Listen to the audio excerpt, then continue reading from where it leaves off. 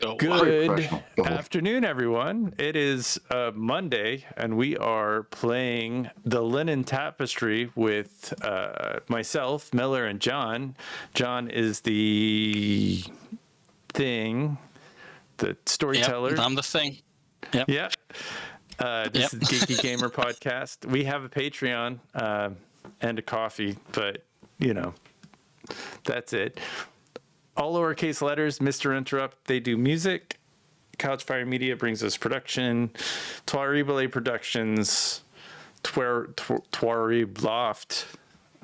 Somewhere. That's a real thing. That's a real word. Tuarib Loft. And they might be back. Who knows? But until then, we're here, and we're going to play an awesome game that John has created, and I look forward to it. John. Thank you very much. Bit of a break the last 2 weeks, but back into it.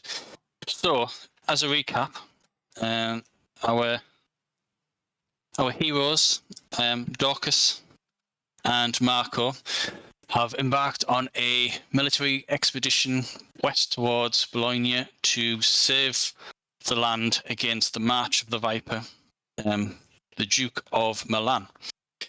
Where we'd last left them, they'd travelled along the Po River, departed past the city of Ferrara, and while the 3 shiploads of soldiers are disembarking, the captain of the company, a Johannes de Terzago, had sent Marco and Dorcas and a handful of their most trusted comrades to head towards a hilltop to get a lay of the land. Marco had picked up a spyglass and they set off. As they were approaching the crest of the hill, the part of the foothills leading up to the Apennine mountains, Daucus spotted movement in the tall grass, and sure enough, a group of 4 or 5 scouts from the Milanese army had found them, but with a clever ambush, we managed to take down the scouts. There is one survivor who had been severely wounded by arrows shot from Marco and then knocked out by the pursuing Daucus. So, where we are at the moment is there was a question asked at the end of the last session. Your task was to get to the top of the hill, survey the land, and get an idea of how many men are going to be marching on Bologna. However, you're also conscious of you need to get back. You have one man who is severely wounded. You have a enemy scout, enemy prisoner. However, he's also injured. And I have to ask Marco, when you shot him, did you use barbed arrows or just normal broadhead? Normal broadheads. Okay, right. So I think Marco, you decided that you would complete the task. Were you going with any of your comrades, or go alone? Yeah. I was going to take Scalvo with me, just the 2 of us. Oh, right. Okay.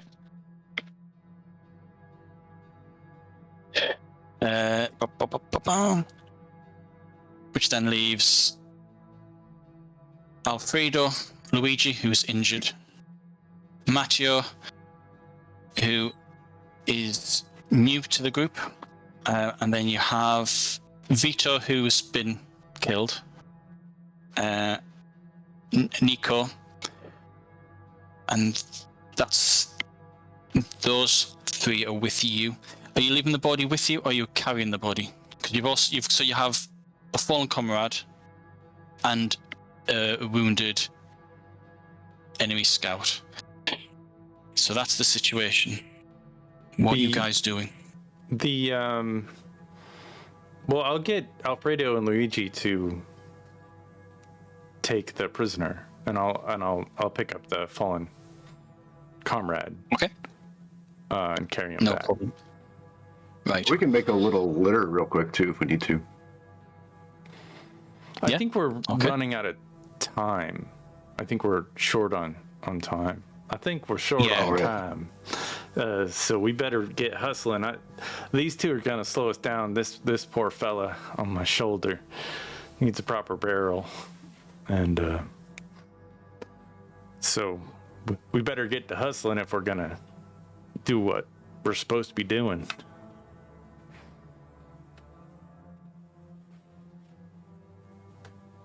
Okay.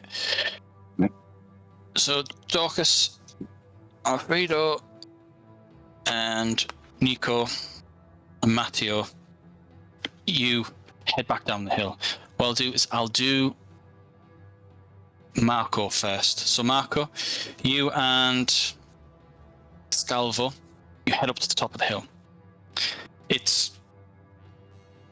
You're now entering the hours of twilight. In front of you is the huge and impressive snow-capped mountains of the Apennine range. Takes you about 20 minutes. You get to the top. And when you look northwards, you can see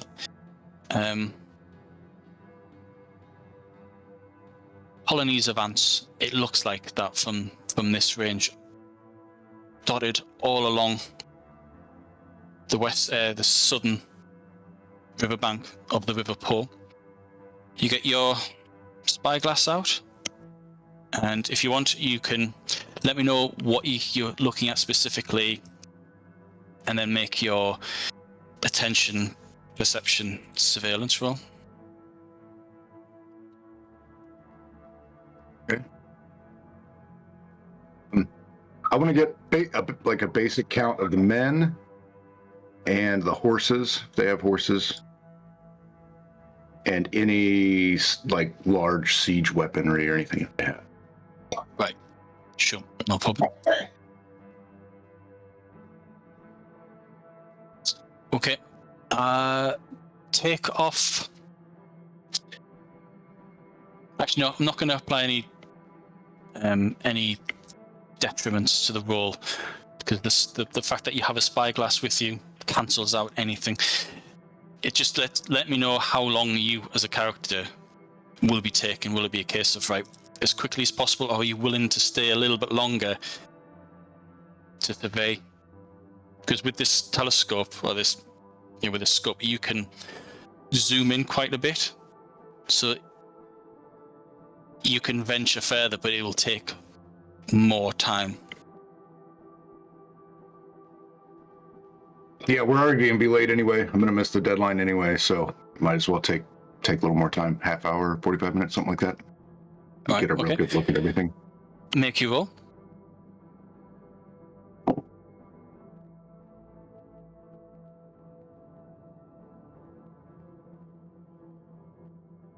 $23. Okay. So you reckon there are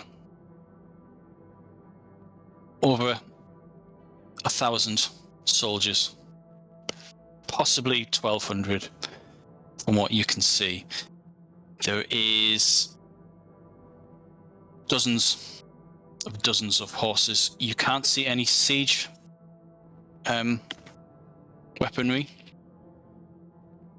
but you can see that there are loads and loads of heavily laden carts. It looks as though their camp alone probably stretches about 2 miles along the river. You can't work out how long they've been there, but you can see that they've already set off, and after about 20-30 minutes you find yourself using the scope to pan further and further eastwards, and you can see that there's possibly another 300 men split into groups of about 100, maybe 200 people, marching along the river and south by southeast, which would intercept your passage going back to the camp on the riverbank.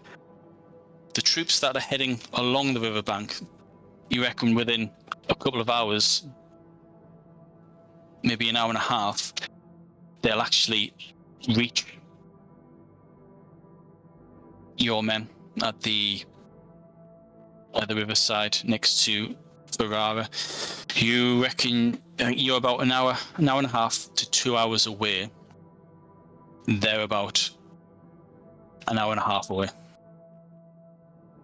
They have a massive head start. I think there's anything else you'd see where you got most competent success. No, that's all you get. That takes you up to about half an hour. So you reckon there's in total 1,500 men, less than 100 cavalry that you can see, dozens of heavily laden carts, and 300 men are marching in the direction that you came from. Split into 3 groups of about 150 each. Yep, of about 100 people each. Could I also get another perception, attention, surveillance roll from you? This has nothing to do with the telescope either.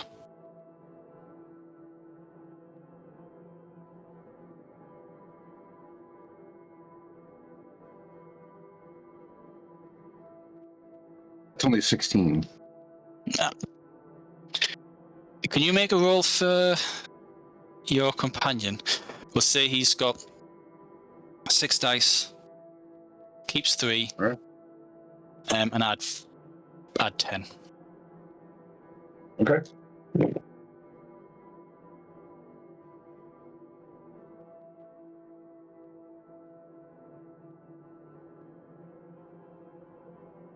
$28. Right, okay. You put the scope away, you're conscious of the time. You shorten it, wrap it up, put it away.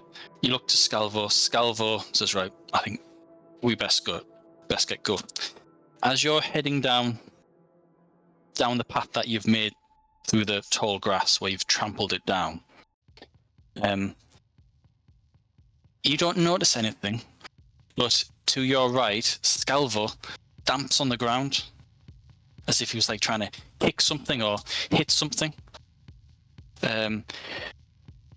This action's kind of like a flinch, and it makes you a flinch because it's out of the blue. It's dark. It's probably about 8, 9 o'clock at night. I think about 9, 10 actually. It's pretty dark. The only light you have is starlight, moonlight, and then just as you're walking down at a quick pace, he stops and stamps the ground. And he goes, "The hell is that?" And he leans forward and he stamps the ground again. When you look down, you see something quickly move out from underneath his foot and slither off into the grass to the right-hand side.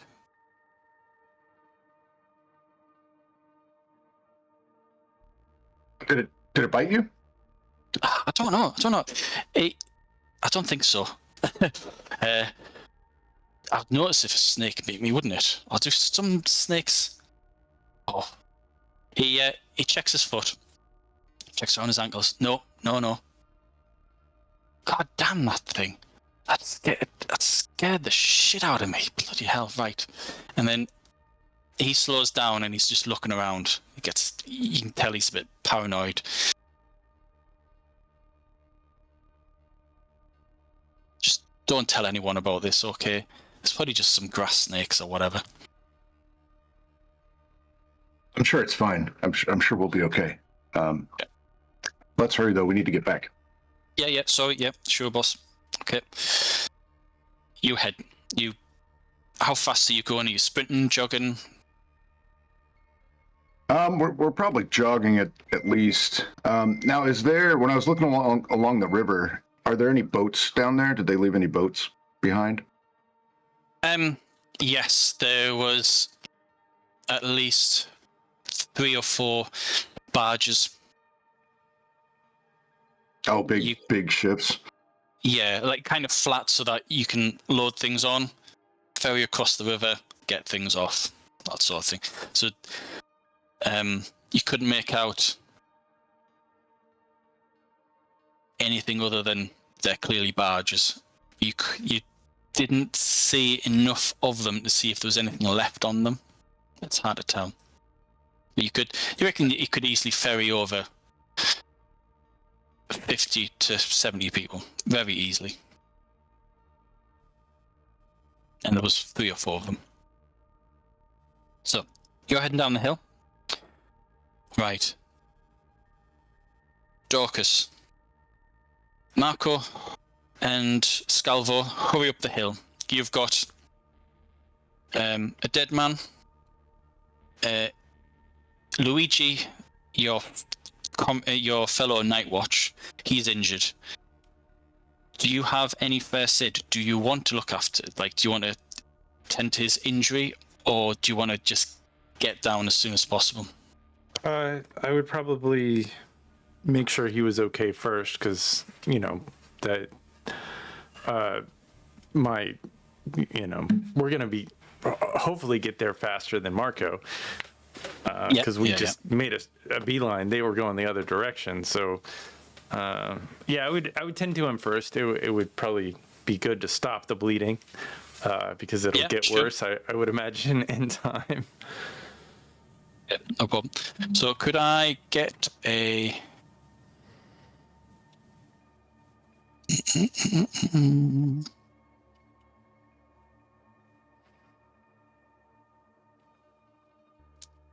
So it's...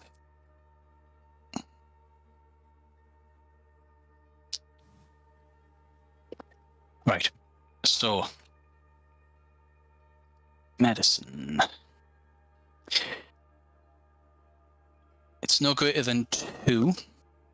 Mm-hmm. So this is a attention, medicine plus first aid roll. Attention, medicine. I have some attentions. Sorry, no. It's control, medicine, first aid, because this is you wrapping up, Right. and tending to the wound rather than control. Second. Copy. So I have a 3 control, and then a medicine of 2, and a first aid of 1. So does that mean I keep 2 dice? Yeah. So control of 3 is a dice pool of 6. So roll 6 dice. Keep the number of dice equal to your medicine, and then if you got, did you say you had 1 rank in first aid? Yeah. Then add +5 to the tally. Okay, I get it. It looks like I rolled 0 10s, and they keep them automatically. but I only keep 2, correct? Yeah, always keep your 10s, always ditch the 1s, and anything left over, you can keep 2 of them.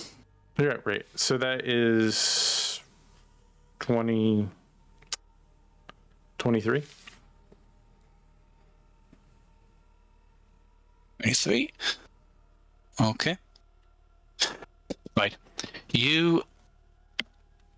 So how first aid and medicine works is you make the roll, the outcome converts, and so you got a yield of 2. So it's outcome of 2.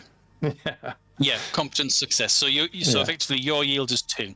Yeah. The detriment though to the roll is -10 because it's 5 times the penalty. So he's on -2, so you get 1 success. So you convert 1 of his wounds partial into 3 So one wound gets converted into 5 fatigue.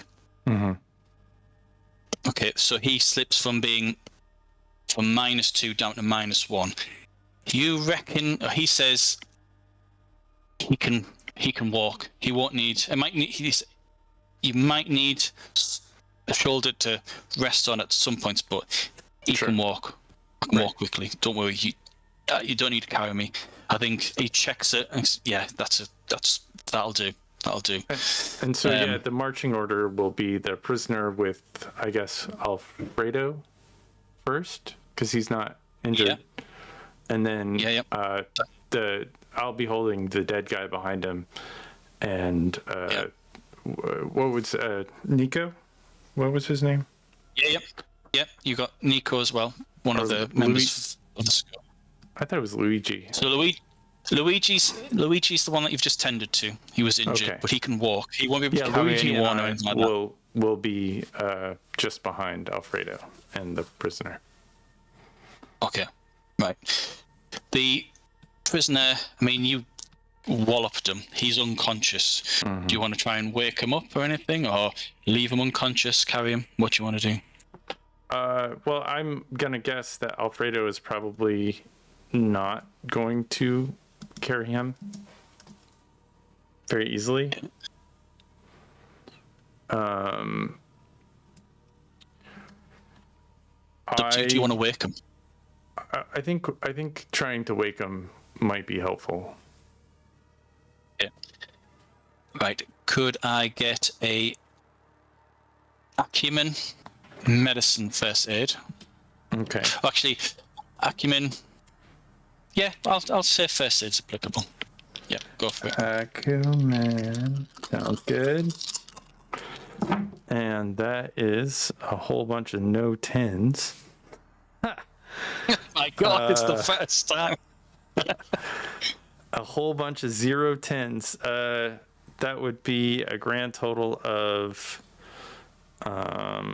not much at all. I didn't get. I think it's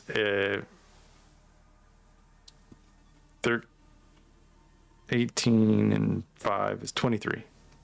No, wait. Yeah. That's not correct. I got a 17. 17. Okay. I think it's. No matter what you do, it's not working.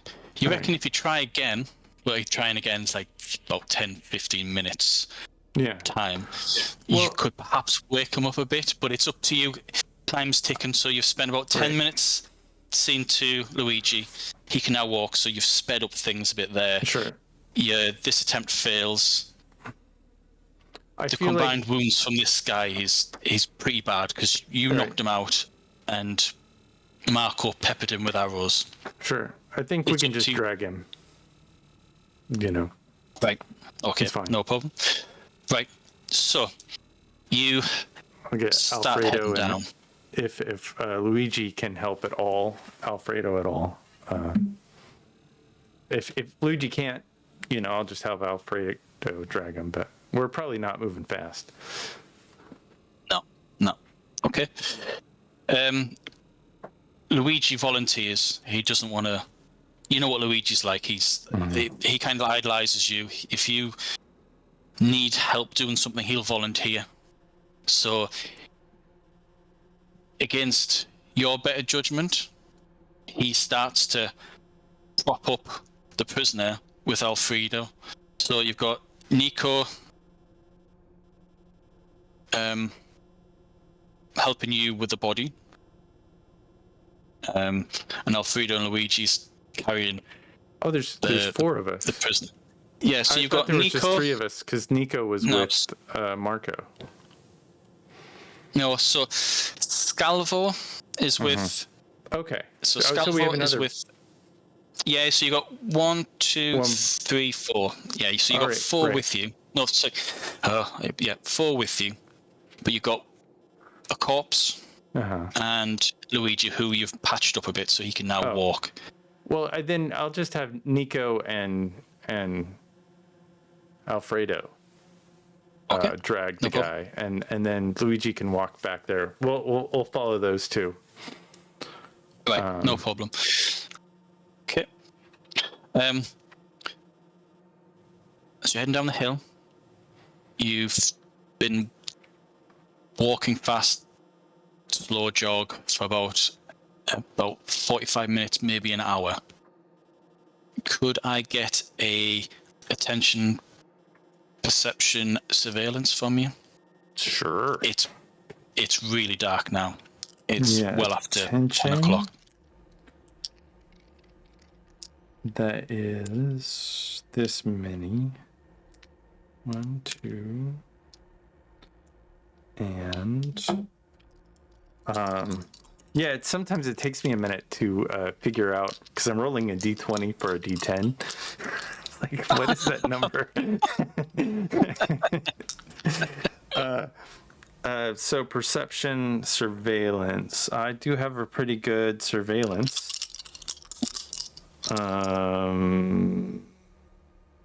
Because I'm a night watch. All right, cool. And that is a terrible roll. Probably one of the more bad. I didn't roll any ones, but that is 7 plus 4, which is 11. Plus 3 is 14. But I have a plus 10 in surveillance, so it's 24. 24, brilliant. No, excellent. Okay. You've reached the bottom of the hill. The grass has gotten shorter. I think, as I mentioned last time, a lot of this farmland looks like it's been abandoned over the last 6 months. So none of the harvest has been collected, and it's just gone crazy. As you're heading to the lowlands, a lot of the farmlands have been tended to, but even then, the farmers and the locals have kind of retreated to Ferrara and the other small towns and villages further southeast. So there isn't as much cover down here as there was on the hill. You can hear the sound of a large group of men marching. You're not sure it's either from behind or to your left, and you're facing east. So you've got to your left, you know that the river's there. The hilltops behind you to the west, and you're facing east. So they're marching towards where we started. Yeah. Well, they're marching. You can't tell.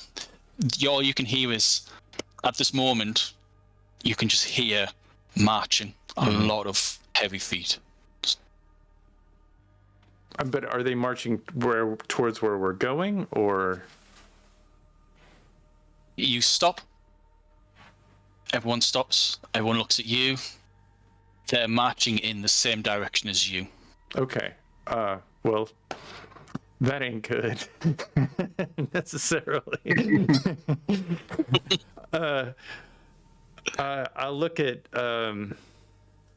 I'll look at Nico, and I'll look at Alfredo, and I'll look at the guys, and I'll be like, well, I think we might be boned, fellas. And I pull my I guess I have a spear or a sword or something. I got a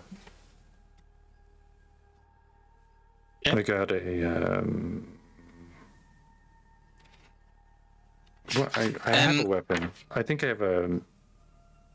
Yeah, you've got a mace.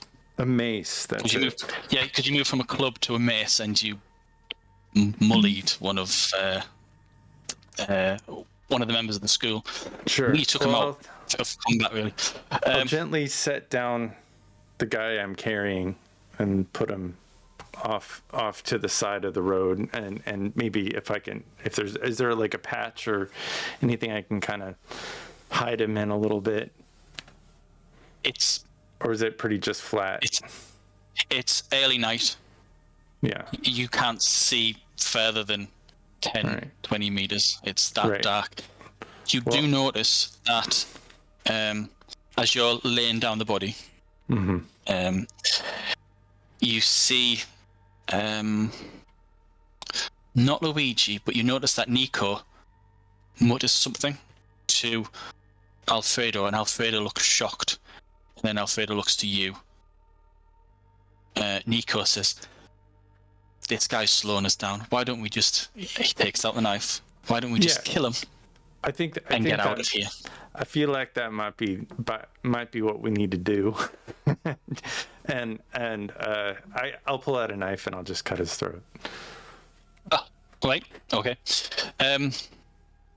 No problem. As you're doing that, to reflect your conscience, Alfredo says, and Luigi, because bear in mind they're both members of the city guard, "That's murder. He's a prisoner. Are we allowed to do this?" That's true. Stupid. All right. Well, we got a choice. I got this fella right here who's dead, and he deserves a proper burial. Maybe we just come back to him. All right. Well, you guys, let's double time march, and what we'll do is we'll carry this prisoner with us. If you guys, I mean, I didn't want to kill him, but we got to go faster, and I think if the three of us carry him and we move as quick as possible, that might be our only way to preserve the sanctity of this evil asshole's life. Nico shakes his head and he mutters. He sheaths his blade. And then he heads. He does whatever you want him to do. Right. He does it very quick. You can see Nico, everyone. Get his arms. Nico, Alfredo, get his arms. I'll get his legs. Let's double time it. Okay. Are you still carrying? No, I set my. You know. I gotta let him go. I mean, we gotta move faster. Right. So it's effectively a limb each, and you leg it as fast as you can. Mm-hmm. Which one of you guys do you think is the faster runner, Alfredo or Nico?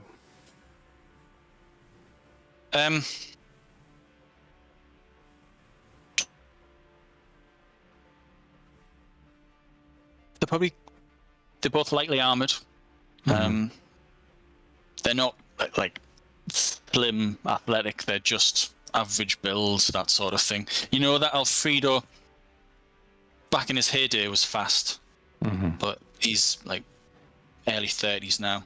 Nico is younger. Nico's in his mid-20s, so possibly he would be faster. Well, I might ask, Nico, can you run ahead of us and warn the fellas that maybe there's an army coming? Yeah, sure, no problem. Good luck, and I'll see you when you get there. And he turns and legs it. So Nico is gone. So that leaves the three of us. All right, I'll get Alfredo, the torso, you guys get the legs. Let's go. So there's you, Alfredo, Luigi, and Matteo.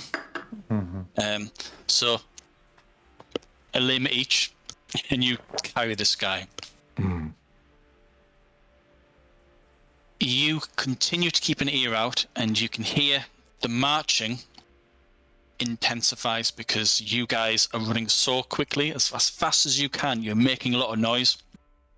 And you can feel that in the darkness of the night. They may not have seen you, but you have a feeling that they've heard you. Sure. And all four of you can now hear the impending march, quick marching of countless feet, countless soldiers, making a beeline directly for you. You keep running, and that marching is getting closer and closer and closer. What do you do? How close do you think it is? How close do we have? How much further do we have to go? In the dark, it's hard to tell. If you wanted to, to answer your first question, Yeah. you would probably have to stop to gauge, because at the moment you're running, you're making a lot of noise, and then behind you, at some distance, there is the marching, but you can't gauge how close it is. Because effectively you're running, hoping you're running in the right direction in the near pitch black. Right. Right. And do I see anybody? Is anybody holding like a torches or? You could stop, light a torch. No, I mean, do I see that they're holding torches?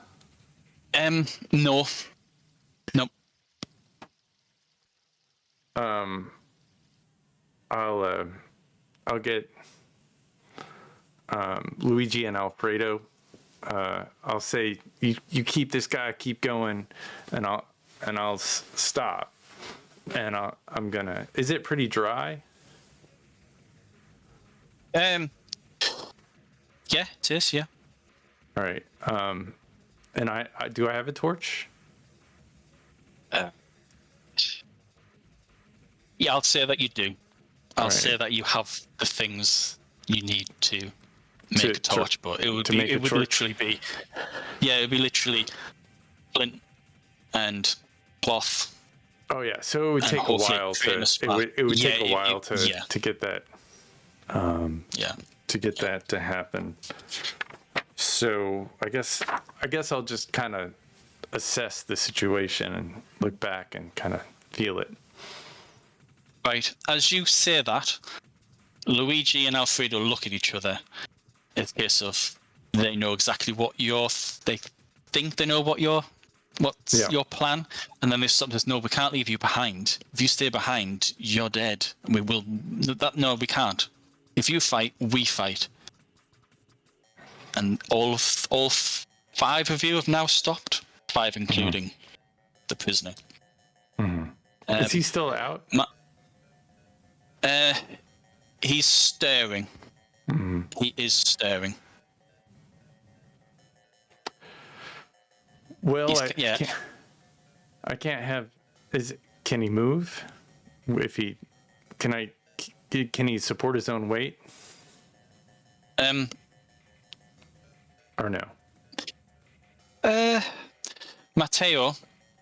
So you put him down. Between the two of you, or 4 of you, you kind of try and drag him to his feet, and he's kind of swaying. He's like, "What? What's going on?" And bear in mind, he's still wounded. He kind of in the pitch black. You can't really make out where he is. The marching feet are getting closer. All right. What I might do is all right. Well, we can't take him with us anymore. We need to move. I don't feel right killing him either. And I set him down and say, all's fair in love and war, I guess. and I knock him out real fast. Okay. Yep, no problem. You knock him out. The 4 of you look at each other. And let's leg it. Yep, you start legging it. So Matteo takes an early lead. Alfredo is second. You're third. But lagging behind is the wounded Luigi. And Yeah, I help Luigi. Yeah. Okay, so the 2 of you have to slow down to support him. And you can see Alfredo and Matteo. They disappear into the dark. They're not looking behind, so they don't know that they're leaving you behind. And you're carrying them, but you can just feel all the energy slowly fading from Luigi, and Luigi's still conscious. Please just leave me. If you don't leave me, you're going to die. I don't know if I You need to can. get back. I don't know if I can do that. Right. So would it be? I guess it'd be harder for me to pick him up and run. Like You could. That it would be slower for me to run with him. Yeah, that would. Instead of his way would be a penalty. Right. Here, just time yourself out with me. Just use your good leg. Where is he injured? Stomach. Oh yeah. So is it? Is it? Well, shit, man. Yeah. You managed to stop a bit of the bleeding, but the most of the injury was just the fact that it's torn the muscles. Right. And you've managed to bandage it up to kind of give him support so Sure. he can put more weight on his upper body. But all right, so we're gonna change direction, and instead of continue on, we're just gonna quietly now. Let's just head this other way, and we'll do a feint away from where they're talking, or where they're marching towards. You change direction, and you can hear the footsteps. Well, can I get from you then control stealth hide as you kind of you're obviously trying to change direction to hide and not be seen. So go ahead. Right. 1, 2, 3. All right. Well, who knows? Not rolling a bunch of 10s. I'm rolling just really bad today. Oh, wow. This is not good. So I keep one die because I only have a 1. Okay. So we're going to go with I have an overlooked. Does that help? If you want to use overlooked, you tell me what the negative is and I'll make the roll and I'll deduct that from this roll. It's a -5, but I rolled a grand total of 6. Oh, okay. I'll make a roll for these guys and I'll take 5. I shouldn't really be doing this, but this could be character death. Yeah. No, I'm sure. Right. Okay. Your attempts to evade, to change direction, put them off, doesn't work. It doesn't work. Your armor is quite noisy, but Sure. the biggest thing is the moans of pain from Luigi. And Sure. Luigi says again, just leave me. You reckon that the marching feet are about 20 meters behind you. They could probably make out your silhouettes. Okay. Luigi tries to push you, kind of release himself from your hold. Because you're kind of carrying him, aren't you? Well, yeah, I'm helping him along. Yeah. He's trying to push himself away from you. These guys are about 20 meters away. What do you do? Well, hopefully our guys are getting to the place. I'll turn around, and I was like, well, it looks like this is where we are. This is what we do now, and I'll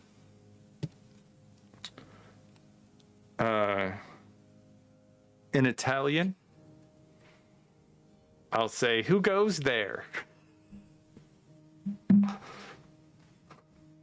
You hear the marching slow down ever so slightly.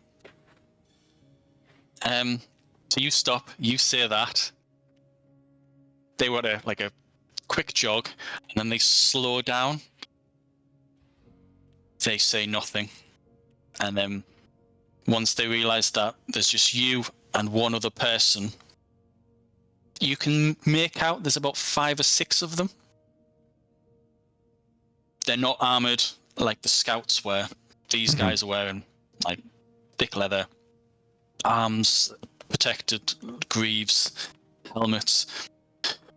Some have shields, some have two-handed swords. They are clearly skirmishers. Once they see that there's just the 2 of you, they sprint towards you. Okay. Well, What are you doing? Oh, I was like, well, this is what we got. And I yell, and I guess in Venetian, for Venice. Oh. Yeah. So, at that moment, something erupts inside you. Yeah. Out of the shadows, out of the night, run 7 men. They are heavily armored, well armed, and as they run towards you, hear that for Venice. They know exactly what you're saying because it's kind of like it's a dialect of Italian. They shout out for Milan, "Ah, you scum!" Right. And then they run in. As I say, inside of you, something erupts, and all around you is fire. Mechanically wise, your character has now awakened. Your avatar and your element. So your avatar's a bear, isn't it? Yeah. And your element is fire. Mm-hmm. Okay. So imagine your character has complete mastery of fire, and your avatar, which is a bear, is like imagine a mythical Greek sort of level god who can change into a bear. You can do anything you want with fire. Mm-hmm. Your bear is as powerful as your imagination. Mm-hmm. What do you do?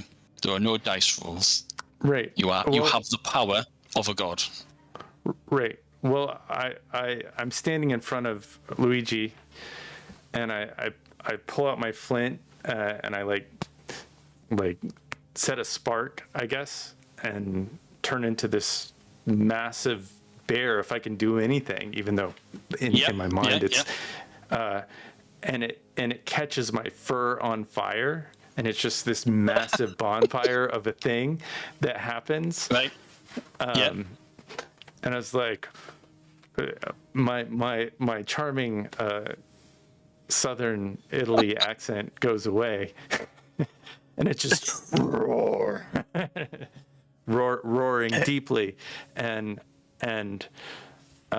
I was like, if once they say Milan, I just kind of go berserk mode, and I go and I start biting off heads and pawing at the people and just eating the people like they're afternoon potato chips and salsa. So you do your self-ignition, so to speak. Yeah. Mm-hmm. Bear. So you're effectively a bear on fire. Yeah. You metamorphosize into that. Just as they're within swinging distance, and then they stop. If you could see the colour in their faces, because it's nighttime, you would see it completely drain, and then they stop. And you're not quite conscious of how big you are, but they're looking up as though you must be about 10 foot tall. You can smell smoke, grass is burning all around you, and then they stop. At that point, as you say, you then just start clawing, grabbing, ripping. You kill all of them. You still have full control. It's just I do have you're full overwhelmed. Control. You do have full control, Well, I'm but just bringing my arms up, being really big, and if I get close to, like, I'll run up to somebody and I'll throw them as far as I can if I can do something like that. And then the next one, I'll pounce on them. And, as I feel like when I'm touching them, they also catch on fire a little bit, and just try to get to as many as possible, as fast as possible. Okay. Right. So the first guy, they've all stopped. Your first action then is to grab. Yeah. So if you want to set them on fire, you immolate them. Not a little bit. You are effectively, you're an avatar of fire. When you swipe, you fling one person and it's like a little fireball shooting through there. Yeah, they're being torn in two from the swipe, and those two parts of it just become fireballs. But at that point, anybody who turns around and starts running away, like, I'm not gonna chase them too far. Like if they turn around and like just leg it away, like I'll get the first two or three. But if they're gonna stay and fight, I'm gonna kill them. If they don't, I'll let them be. Do you want to do anything with? Right. With one person have two fireballs. It starts to catch, the ground on fire. And the yes. Oh yeah. By the sounds of it, you being on fire is immolating the whole place. Every time you hit someone, they're torn to pieces. So they're stunned in fear for the first round or two, and that's when you're ripping one of them apart. Then the next two kind of break out of it. The comrade's been killed. You're some sort of demon monster. They're all Christians. You must die. In a fight or flight, they go for fight, and then the next two moving on to you. As soon as they hit you, they catch fire. You feel that one of them digs a sword into your flesh. I imagine then you counter swing. He's then ripped to pieces. Are you still wanting to bite off heads? Because it doesn't look like these guys are trained fighters. They are trained killers. They won't back away. They will continue to keep on fighting. If they fight, I'm gonna rip their little. If I can pick up and open it like a tin can, pull their helmet off, and like take their neck from their head, and then throw the burning body at one of their friends. Jesus Christ! Okay. Yeah, you do that. I mean, you grab one of the heads, and how intense do you want this fire to be? I mean, do you want to be a beacon of fire? Yeah, just like a really bright light, a really bright. You grab hold of the head, you start melting the metal of the helmet, so that when you tear the helmet off, it's beginning to fuse with his skull, and you rip his head off. At this point, you're just emitting so much fire, so much heat. You are passively incinerating anyone close to you. So when the fifth and the sixth person come in, they take a swing. It just feels like scratches against your skin. There's now one of them left. There's you, a pile of burning bodies, burning grass. As far as you can see in the dark, you're you're the center of a volcano. There is so much fire spreading out in every direction. The heat is melting flesh. Their flesh, not yours. There's one guy. He's petrified. It's against his training to flee, but he's just standing there. What do you do?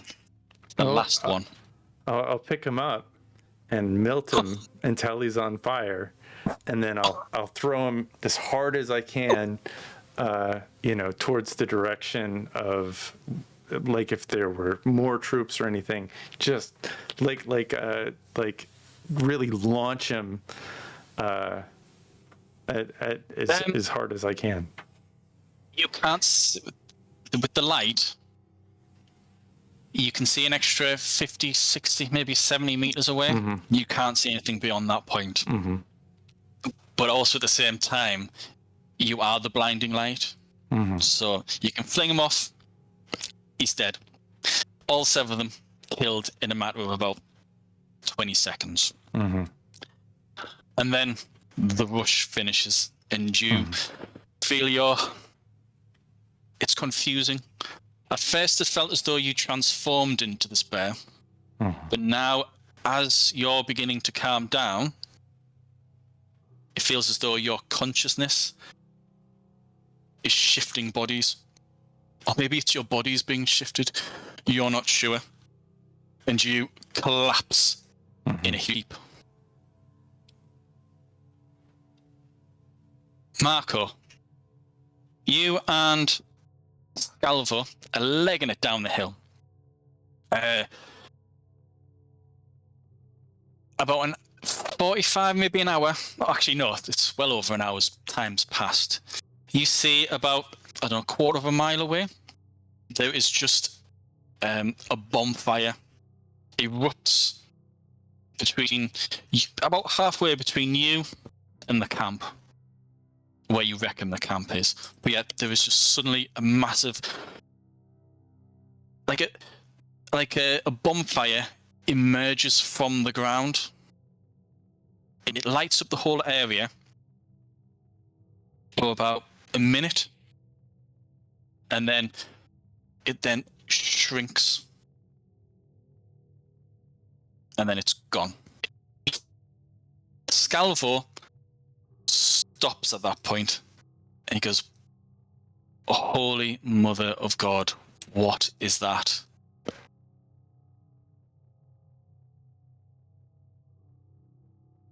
I wish I could tell you. I wish I knew. Maybe an oil barrel or something caught fire, blew up. Either way, I don't think we're going to make it back before, to warn the army. But that's where we're going. Do we need to go around, or do we want to find out what it is?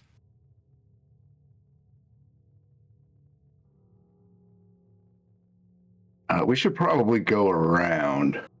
Yeah, Scalvo grins and says, "Yeah, I think that's a very good idea." you run around. You're getting you still get close enough to see smoke rising from the area. You can't understand how there was a fire there. There's a lot of grass. It's been quite dry, but then there's no fire there whatsoever. Everything that was on fire put itself out, and there's just smoke plume rising up. You run around. You think you can hear the sound of 100 men marching. It's like you're coming in from the west by southwest direction, and coming in from the west, converging in the same point that you are, the sound of about 100 men. When you reach the camp, and you can see there's a de Terzago and about 70 men have already started forming a barrier. Swords, shields, pikes, they're all bracing for combat. When they hear you two arrive, you can hear strings of bows being drawn back, and there's like halt, and then you guys can be seen by them, and at the front line is Johannes. He goes, quick.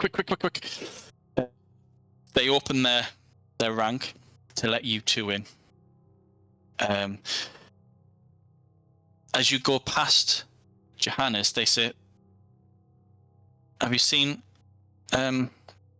Alfredo and Daucus?" They didn't make it back? They left before we did. You can see, approaching you, Matteo and Luigi. We kept running. He told us to run. We ran as fast as we can, and before we knew it, they'd gone. But then there was that eruption, that fireball. We saw it. You're brought in, and the rank closes, and there's like there's the 5 of you all in a circle.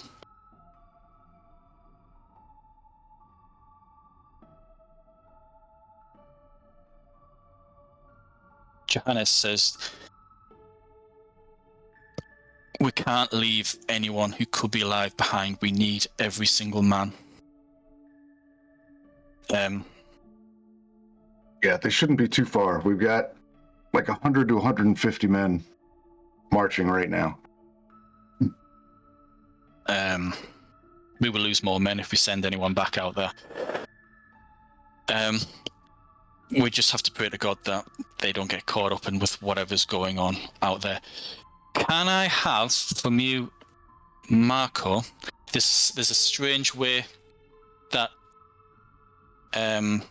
Johannes says that statement. Could I get a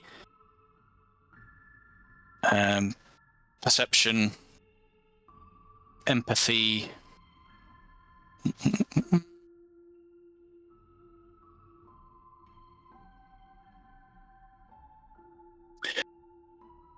It's perception, empathy, and you can either add emotion or intention to it if you have either of those. If you don't, it's just straightforward attention, empathy.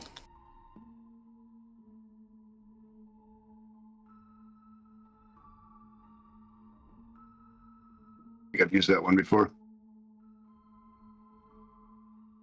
Okay.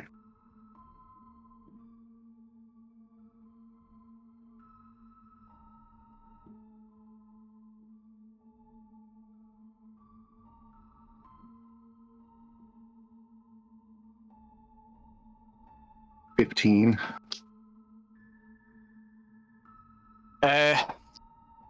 Yeah, there's something.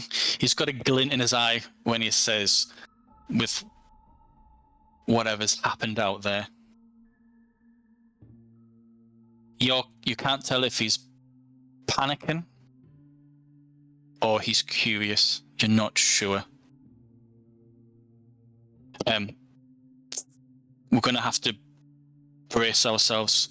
You can see in the distance the second ship is just arriving, and each ship's got like 120, 150 people on it. He says, right, whoever approaches us, we need to hold them back. We need to keep this riverbank. We've got another boat coming, and whatever hell happened over there points the direction. That's lit up the area, and if we had enemies coming in looking for a signal of where possible enemies could be, they've just had a beacon, and that's not far away from here. So we can only assume that if they're of the men that you've seen, they will know something is going on nearby, and they'll be coming in this direction. But first of all, did you manage to get an idea? Can you debrief me? There's just you and him at this point. Yeah, so I'll go ahead and tell him, just real brief. There's like 1,000 to 1,200 on the other side of the bank. There's about 300 to 350 on this side. They're traveling in 3 different groups. One of them is the one that's headed toward us. There's dozens and dozens of heavily laden carts and wagons on the other side of the river, and they have like 4 or 5 big barges to move men across. There's only a few dozen horses, so not a lot of cavalry. I expected more with as quickly as they were marching. Yeah. That is... the carts will have all the materials for them to build the siege machines, which is to be expected. But the Duke relies on speed. The cavalry must be the cavalry could be elsewhere. Was there anything else that you saw? Did you?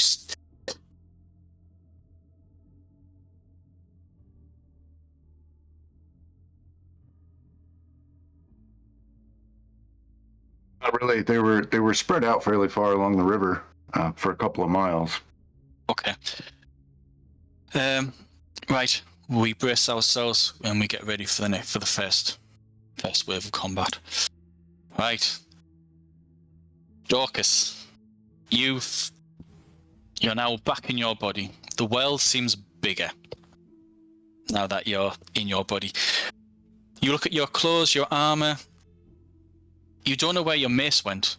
When that change happened, yes, you're now trying to figure out what the heck happened. It's almost as if your body's swapped, because your clothing's not burnt, it's not ripped. Nothing's been torn, as if you've actually grown into that size. You have your mace. Everything that you had before the change, you now have back. You now look around, and you can see 6 bodies around you.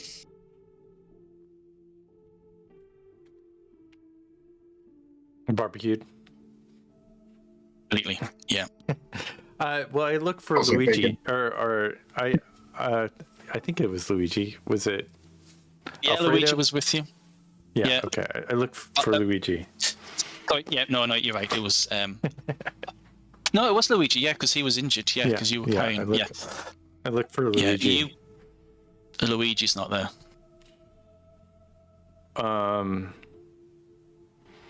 Can I? Your memories. Go ahead. Yeah. Oh, no. It's. What were you gonna say? It's imagine the severing of the soul of the awakening is kind of like a massive high. So your senses of everything reaches such a peak. Everything is, I hate the term, but everything is hyper real. Now that high is gone, all the details are slowly fading from you, and you're having to piece together what happened. Yeah. But if you've got any questions, I will answer them as best I can. So how does it feel? I mean, I presume it's like I probably suddenly feel very tired and sad. Well, right now, for what kind of happened, because it all might feel like a dream. Would it be something that I would even kind of start to try to justify or block out, like I was hallucinating or it wasn't even real? Or is it something that... It feels as though you touched your own soul, as if your soul and your consciousness actually touched for the first time. For that brief moment, you were conscious of the fact that this world is only one of 3, and your soul exists outside of this land.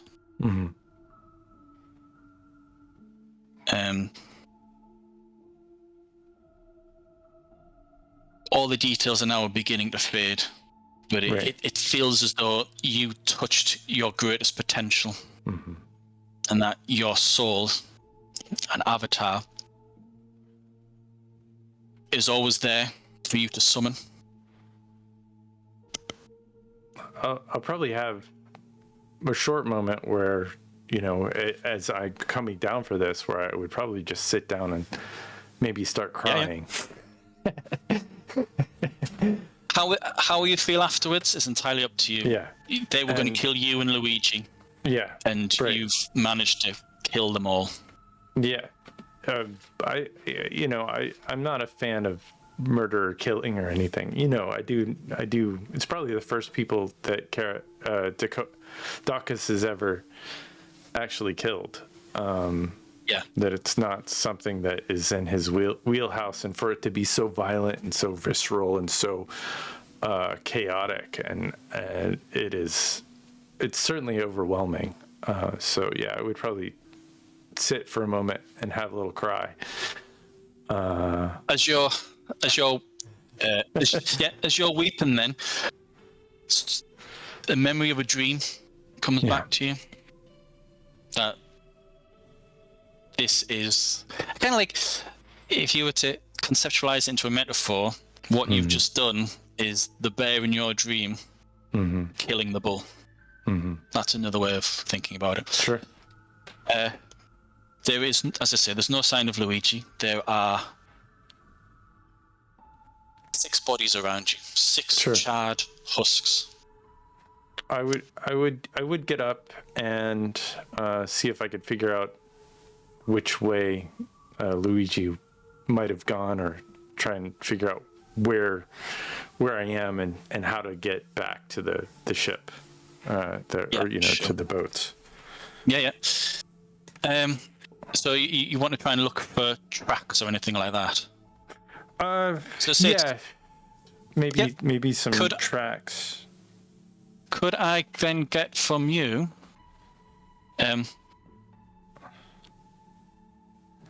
do you have investigation? I do you have investigate?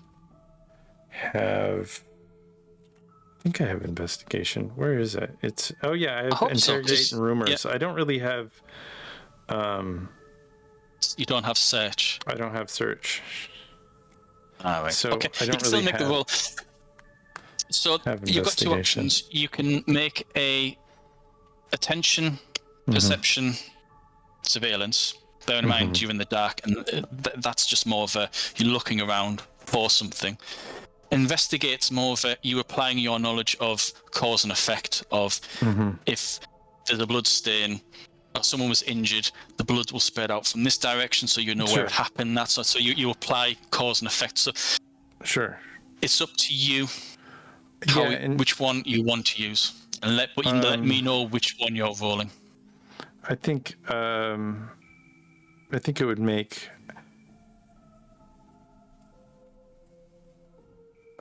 It seems like a perception, just to perceive the world around me. Is that? It's entirely up to you. Investigate is more you're searching for. Okay, investigate then. Okay, I'm with you. So on that. I don't have search. I just have. It would be a general investigation, I guess. Investigate because you're looking for something in particular. Investigate is better because there's no difficulties to it, and you learn the information will be specific. It will give you understanding. Right. So just looking for some matted grass, or where I thought he was, and maybe which way he would have traveled. Sure, no problem. So attention, investigate.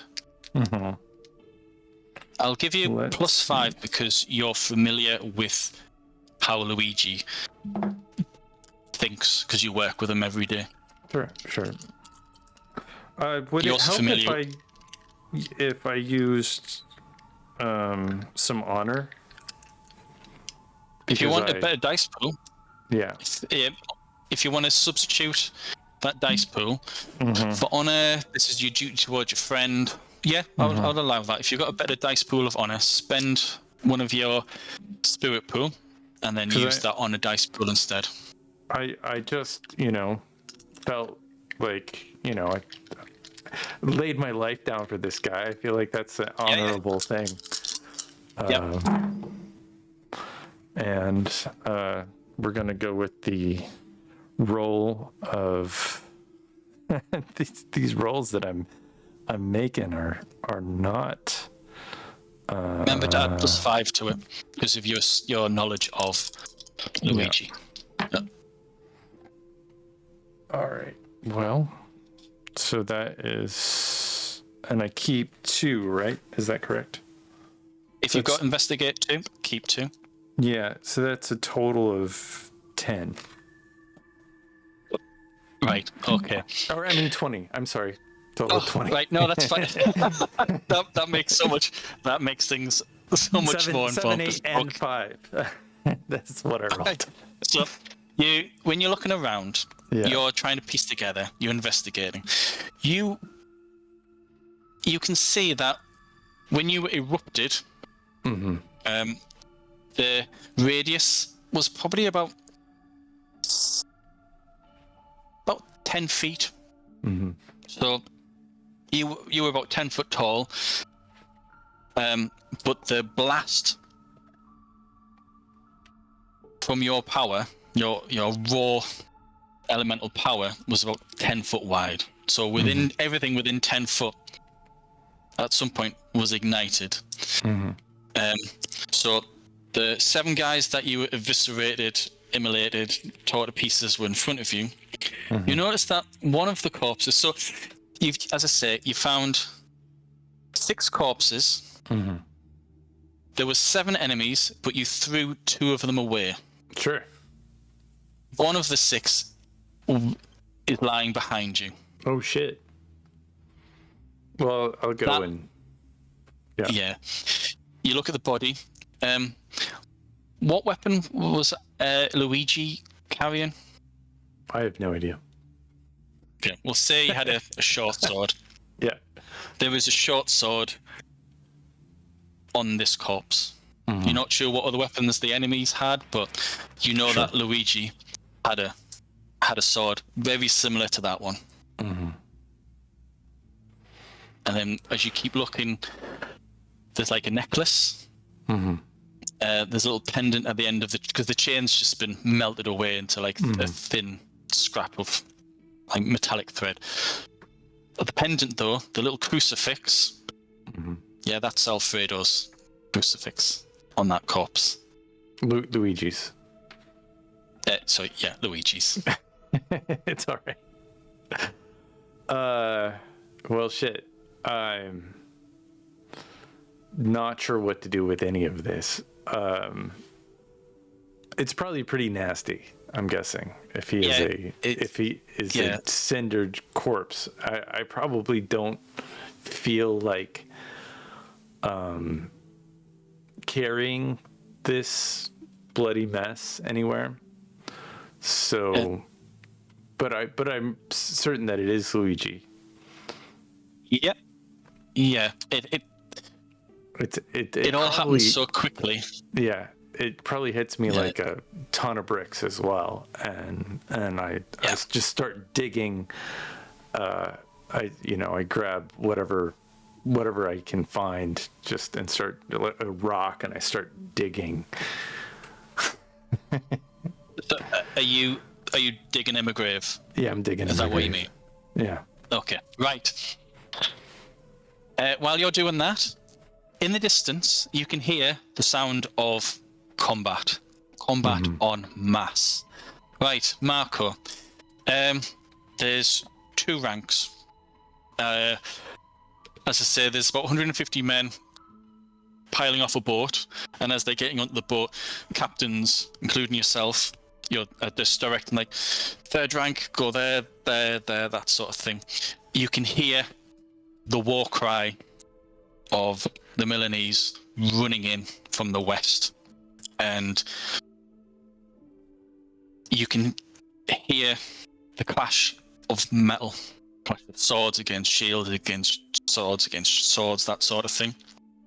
And at that point, all the officers, including yourself, they all stop giving orders, and everyone just rushes to the flank that's being attacked by the enemy. There's 3 ranks. The 1st rank have got shields, spears. The 2nd rank has swords, and they're just waiting for, if there's a breach, they kind of move forward and attack, and then seal the breach. This is the first time you've ever been in combat, isn't it? Like mass combat? Or has your character had any military experience?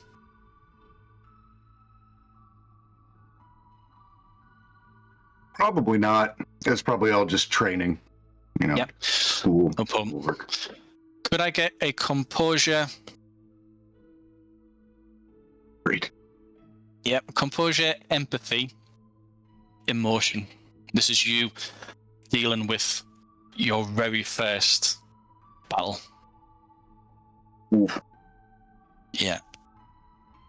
11. If you want to, because you feel like this could be the death of you, if you want to, you can substitute your dice pool with a spirit pool, whether it be conviction or honor. Conscience probably isn't applicable, but I would allow conviction, and I would allow honor if you wanted to substitute those two over your composure. Yeah, you can do so. Yeah, conviction, I think. Yeah. Okay. Yeah. You're trying to steal yourself. So yeah, your conviction. So spend a spirit point and make your roll.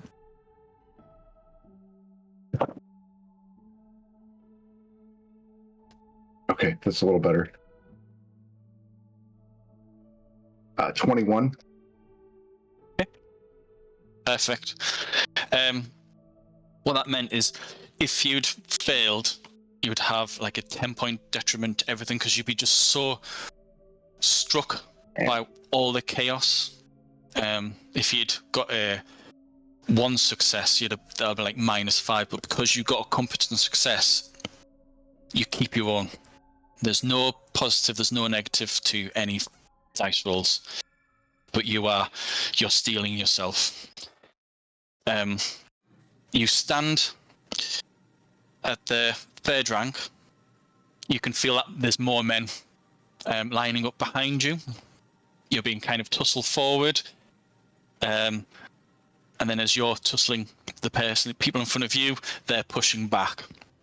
And that's all part of like the chaos, that sort of thing. And it takes you a few rounds, because you're not in combat, you're like on the edge of combat. It takes you a few rounds to get used to like the almost claustrophobic feel of being in such a tight-ranked, tight-fit unit. But as you're hearing the clatter of swords, you're adapting to that rush that you're getting.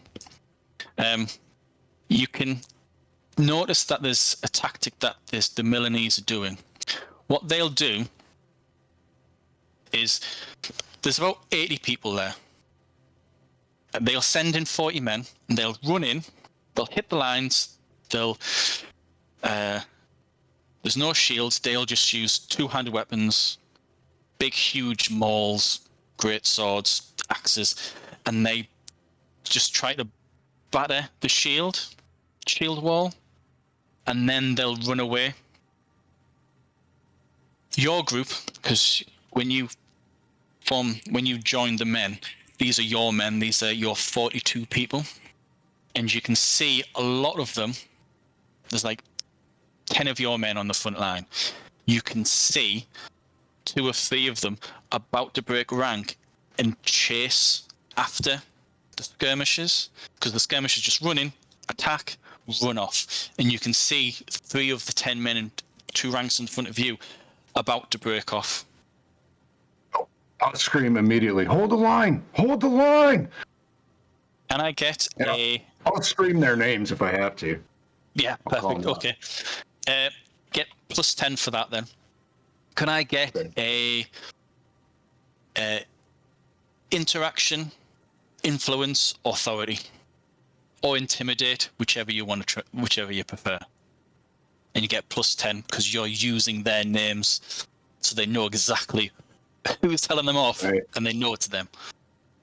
Yeah, I'll use authority. Okay. No need to intimidate them just yet. That comes later. All right. I think that's a 33. Wow. Okay. Yep. You can see the 3 of them step forward, and the middle of one of the 3 gets about 3 or 4 steps. And as soon as you bellow their names, they all kind of click out of their madness, and then they reform the line. However, some officers are not so fortunate. Their men are not as trained, or they just can't. They don't have your approach, and they can't get through to them. And 2 men off, they're like 10 men down. 2 men rush off, and then they chase after the skirmishers. just as they're doing that, the skirmishers, and it's clearly a well-rehearsed, 40 men run away, they draw the 2 people, and as the 40 skirmishers split up, 20 men run through their gaps and they butcher the 2 men. The shields are left out there, and there's kind of like a wave of panic. Your men in the second rank look to you, and you can see there's just relief in their faces, and then they turn back. And then the next wave comes in, and then the next wave, and then the next wave. Each attack takes off maybe 2-3 people. Doesn't necessarily kill them. They're not trying to kill. They're either trying to lure them in or injure the front line. Because once someone's injured and they'll fall to their knees, it's another break. Unfortunately, the same thing happens to you guys. So after about 3rd or 4th wave attack, 3 or 4 of your men fall. What are your instructions? Yeah, so what I'll be doing from where I'm at is watching the whole line, and if anyone falls or if anyone even starts to look weary, pull them back and push one of the fresh people up. Like, you take the place, and just keep pulling them back, and if I need to, get some of the people that are in the back to help. Do you have any ranks in warfare? I have 1. Right, brilliant. Okay, could I get a acumen warfare? And if you've got battlefield or leadership, you can add that. No, I don't have either of those. Okay. Just roll away and keep 1 dice, and any 10s you keep. Any 10s you roll. 110 and a 9, so 19. Okay. Right. These are one of the things that the White Captain helped you train your men at. So it takes a while, but you managed to create like a penguin rotation where men had pulled in, the front line then closes, and then the men behind them step forward. So it's almost like that sort of rotation. People are pulled into the middle and then through the back, and you find yourself slowly moving to the front line. When you get there, you don't have a shield, and you can see another wave of skirmishers running in. What's your initiative? And we'll do this as combat. So, yeah.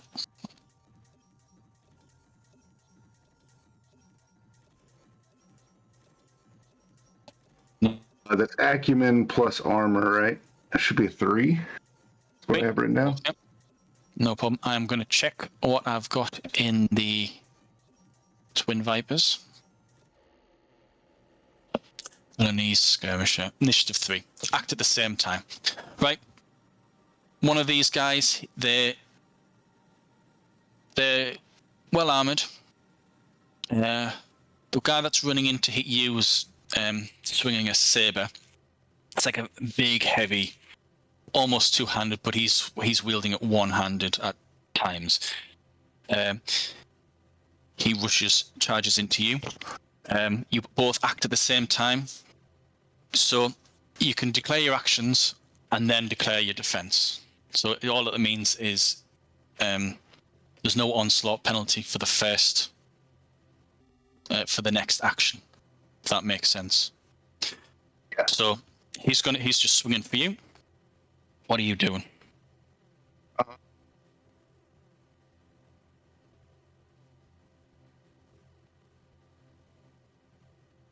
I think I'm gonna lunge. I'm gonna use my lunge. Okay. Since I don't have a shield, to stand back, kind of faint, Yep. And when he comes in, then just step forward from the line real quick and try to pierce him. Jump, no problem. You make your roll. -10. Yeah.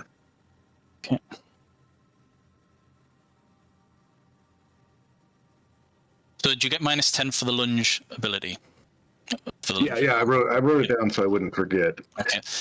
He's going to dodge and parry. So when you step forward and go for your lunge, he's kind of arching his body and bringing his saber down to whack your spear or your rapier past him.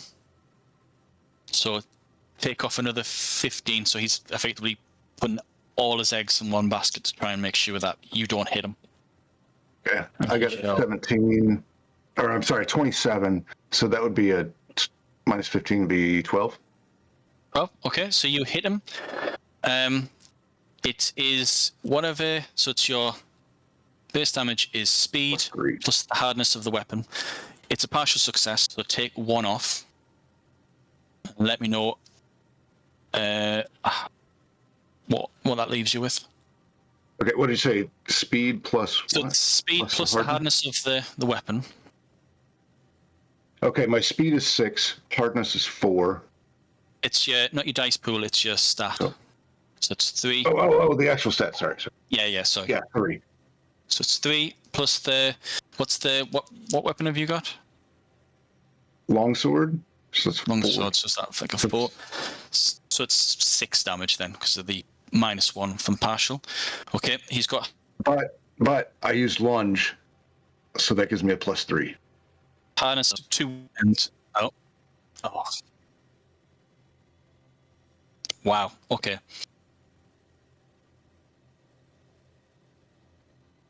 So that's 9 damage. Bloody hell. Right, okay. He takes 5 wounds. 1, 2, 3, 4, 5.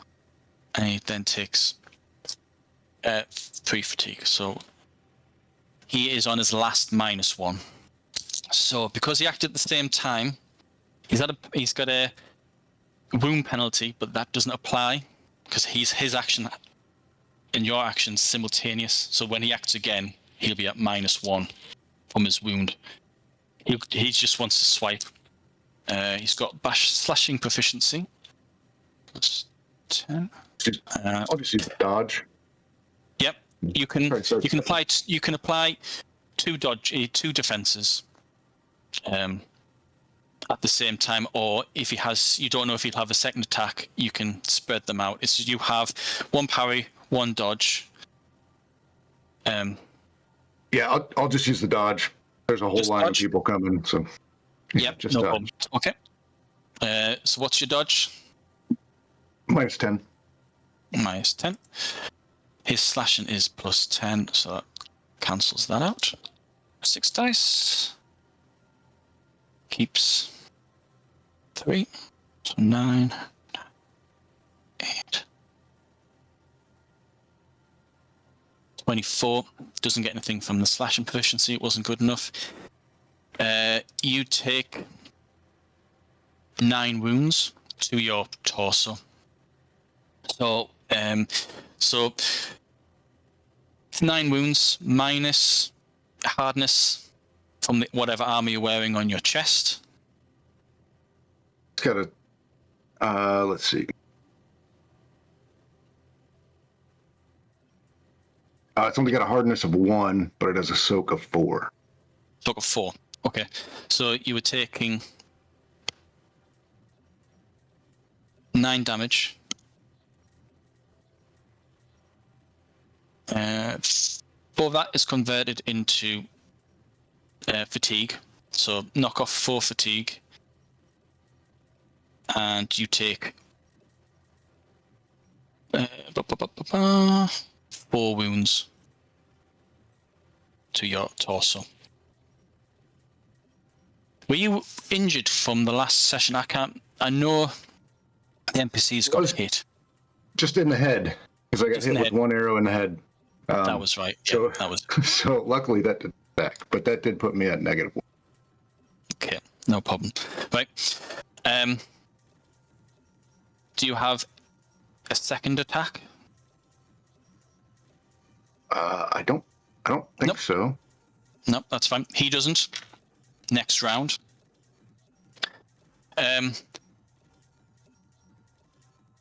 There's just 1. They're kind of, these guys are, as I mentioned before, they're running in. They're just targeting one person each. They'll fight for a couple of rounds, see what they can do, and then they'll head off. So next round, what are you doing?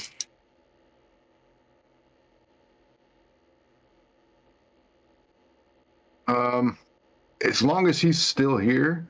Yep. I think I'm going to use called strike and try to get him in the leg, cripple him. Yep, no problem. He's got no armor. Actually, he'll have greaves, but it'll be very, very low. There won't be heavy armor or anything like that. Okay. He's gonna do another swing for you. You make your roll. Again, he's parrying and he's dodging, so take 15 off your roll. He's not changing his tactics. He's just the -1 from being injured is -1 die, right? Yep. Yeah. So your dice pool drops by 1. If your dice pool drops to a very low amount, remember you can substitute a dice pool for one of your spirit pools, like spirit dice pools. That's why you're tapping into a must carry on. Right. All right.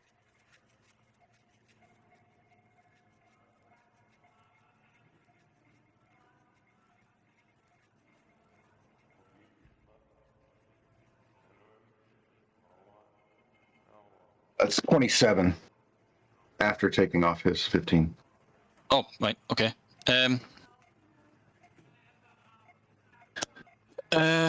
27. You're going for a leg. So there's a... Right. Was it... Not that it makes much difference, but was it his left or his right?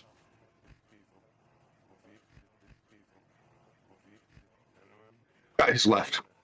His left. Okay.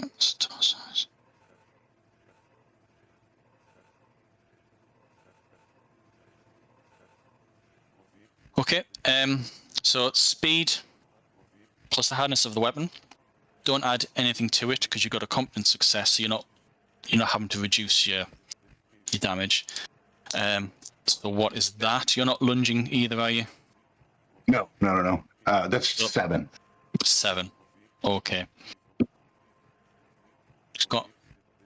He's got armor of 1 on his leg, soak of 1.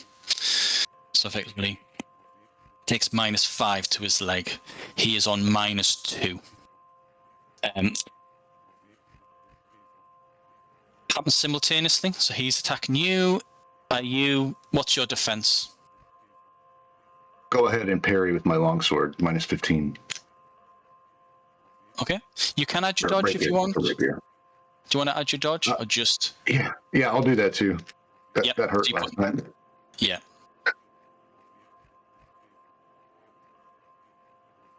Just -25 total. Right, he misses you entirely. As you block and... Because you're kind of like stepping forward, aren't you? And stepping back and that sort of thing. So you're kind of breaking the line, but not going too far. Is that right? I did with the lunge. I don't think I really need to now. Okay. Probably a little bit, just like a step, because I don't have a shield. I can't just sit there and take it, Yeah.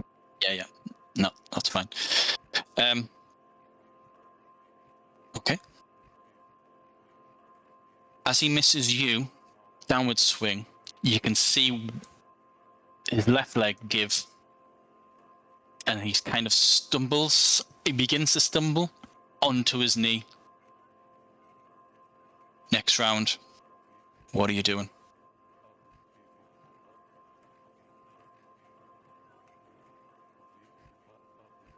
I'll do that called strike again. Yeah. Put both my dodge and my parry against him, and do that called strike again on the same leg. Right. No problem. Right.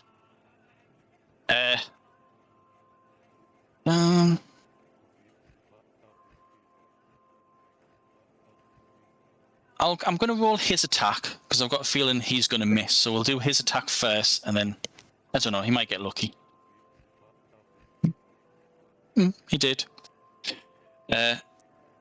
He got 30. He's got 40 on his roll. What was your defense? 25. 25. Okay, knocks down to 15. So he's doing you 6 damage to your torso. Oh, good lord. So it's 6. Oh. Your. Sorry, go on. I was just saying, one of those I can take up with hardness. I can soak 4 of them. So that's only actually 1 damage that goes through. Is that correct? Yeah. Okay. Okay. Right. Does that knock you into the next penalty? No, I'm still at -1 until Oh, damn it. he does it again. Right. It's you now. Let me get my numbers down. Okay. So that was a cold shot to the same leg, right? All right. God, he's not going to be able to walk away from this. Good. That's the point.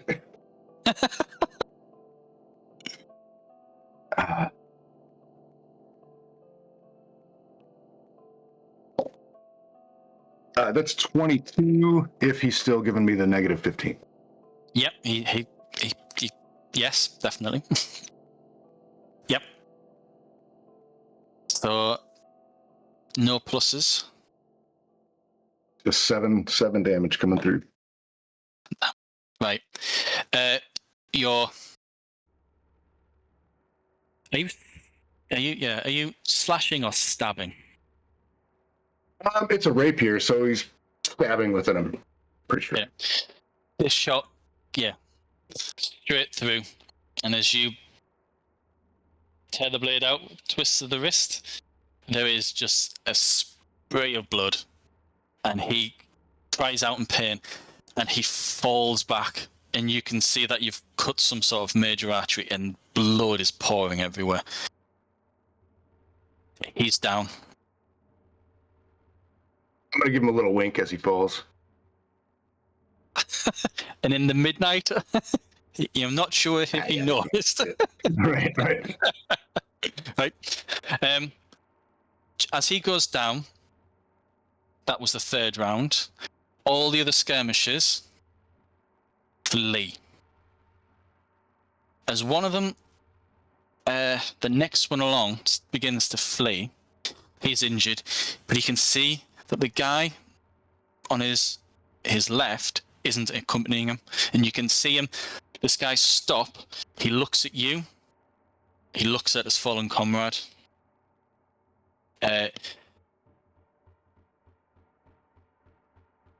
He looks at you. What are you doing? He can get a wink too. He's got a 2-handed sword. What? I'll just give him a little salute with the rapier. You know? Okay. Wink. Guy's big. He's big enough to hold that 2-handed sword with one hand, and he reaches in and grabs his comrade. Do you do anything? This is the next round. This is his action. Yeah, he does. If he doesn't have both of his hands to use his sword, I will take advantage of that, and I'll do a lunge strike. Well. Before I do that, how far away from the line is he? You would have to, with a lunge, I'd say that you could easily do it. You would be breaking the line, but they're all fleeing. He's not, because you took out his leg in such a brutal manner, he can't walk. Effectively, he's out of combat because you took him beyond his brawn. The guy that is on the ground, he's close enough for you to finish off. You would have to move another couple of feet to engage the guy at his head, if you know what I mean.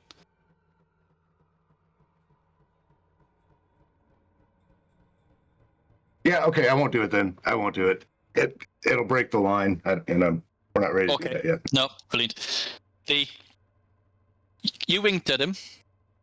He could see the wink.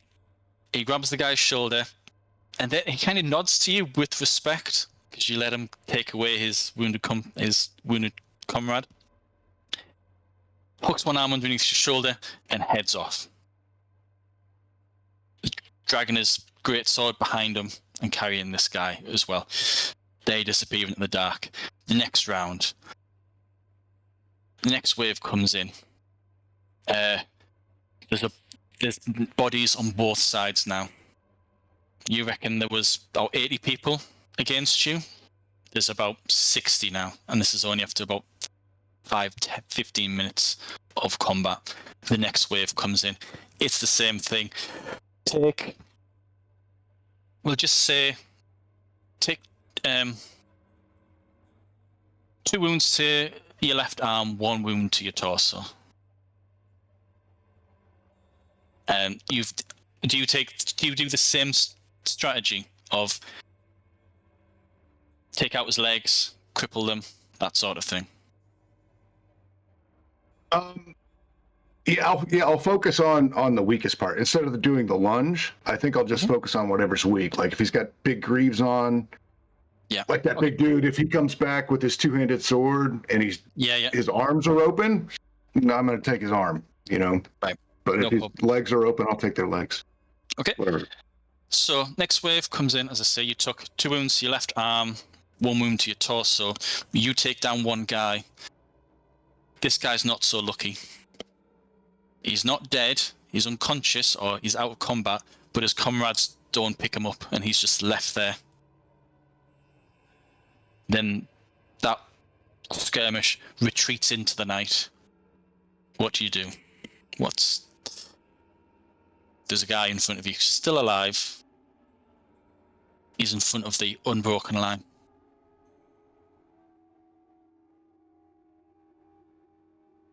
I'm just going to leave him there. I'm going to hold the line. That's what we do. Okay. Then there's the wait. You're waiting. It's pitch black. The only light there is from a half moon. Clouds are drifting over starlight, or below starlight, and you're just left. All you can hear is your heartbeats, the moaning of injured people on both sides. And after about 4 or 5 minutes of waiting, everyone then relaxes.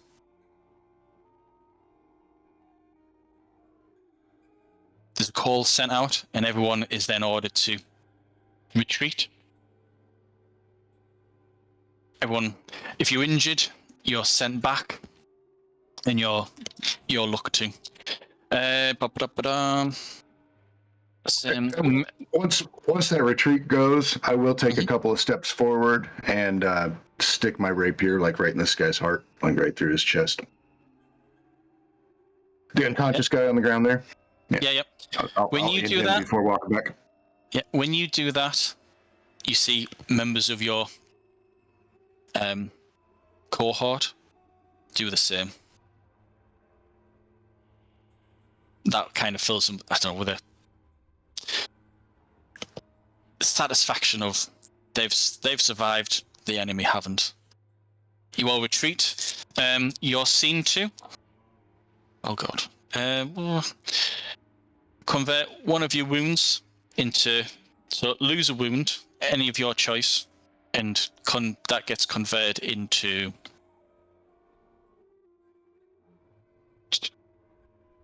I think it was 5 fatigue.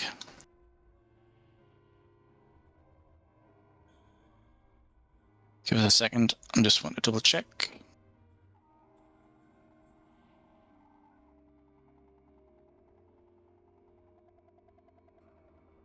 Yeah. 1 wound becomes 5 fatigue. Okay. Dorcas, you have finished burying Luigi. The sound of combat in the background, in the distance, off into the east. It's less than half a mile away. that dies down. From the silence around you, you can start hearing wildlife, like small creatures scuttling around in the grass, birds, probably crows or ravens. I think are crows and ravens nocturnal? Or are they diurnal? It doesn't matter. I see them in the day most of the time, but I mean, I feel like I've heard a crow or two caw at night here and there. Yeah. I don't think they're as nocturnal. They'll gather.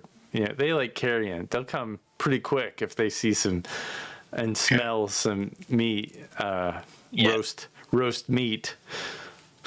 Yeah, and I would say in Italy at this time, if they heard the sounds of combat, they'd probably wake up to go get. They'll eat some. They'll eat some people. Or everyone can hear the carrion birds sweeping around. Some land, some peck. When they come to the barbecue, they keep a safe distance from you, Daucus. They're very wary of you. As I say, you've buried your comrade. It's all quiet. Mm-hmm. What are you doing? Do I have any idea where I left my other fallen comrade? Or is he just kind of lost at the in the weeds? You've got a fair idea. If you could just follow the route through the broken grass, like the trampled grass, you could probably find them, but not at midnight. Yeah, and all right. You're getting really tired as well. Maybe I'll start heading towards camp, but I probably won't go directly there. I'll probably go a roundaboutsy way because there was an army of people, and I'm pretty big and good at fighting, but I'm also smart enough and a little sad and a little tired that I don't really want to fight an army by myself again.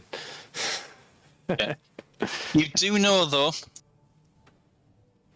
What I'll do is at some point go through your character sheet, because you now have an avatar and you have access to much more powerful spells. Sure. Well, a spell, or 2 or 3. So, you wisely take the long way around. You don't see any sign of combat. You effectively join the camp from the south rather than from the west. There is a line, like a picket of soldiers surrounding the riverbank. As you approach, there is who goes there? This is Daucus Carota, lieutenant, and the whatever, and the army that I'm in. Who's that guy that we follow? Johannes de Terzago. De Terzago. I serve Venice to fight the evil viper. 2 men approach.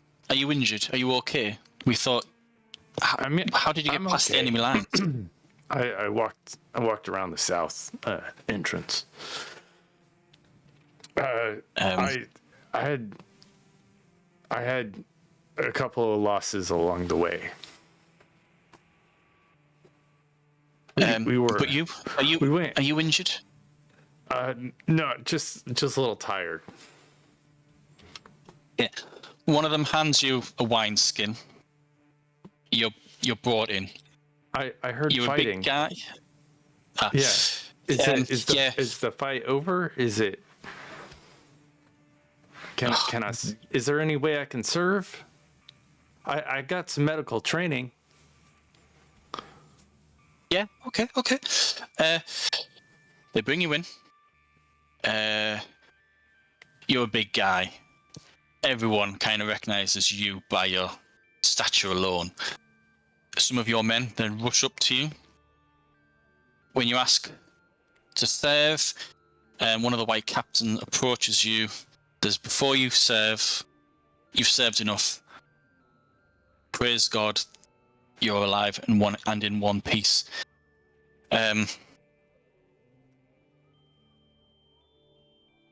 Captain, the Condottieri de Terzago wants to speak to you in private. Absolutely. Okay. Did Alfredo make it back and the other Matteo? Yes, yeah. These are members from your group. They all start talking to you, trying to answer the questions. But the white captain says, "No, wait. You report to Terzago. Once you've reported, you can find out what's been going on. You're then sent to an erected tent. Inside the tent, there's more of the white captains and Johannes de Terzago. When the tent flaps are open, you go in. Everyone rises, and there is smiles from everyone. One of them says, the bull returns. They can see that you've got a wineskin in your hand. You're ushered to a seat. Food is brought to you, and they all go quiet. And they just let you talk, let you eat. Johannes is still standing, and he's just watching you. No one says anything. Oh, well, I'll tell him the story of what Marco and I did, and then that I feel like I failed the group. I did take out a few fellas, but it wasn't enough to save Luigi and the other guy that died. I can't remember his name right now. Matteo's guy. What is his name? Vito. Yeah. Oh, yeah, Vito and Alfredo. And I did my best, but it wasn't enough.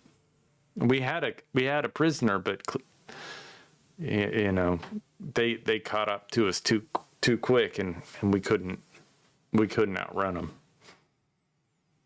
They move real fast.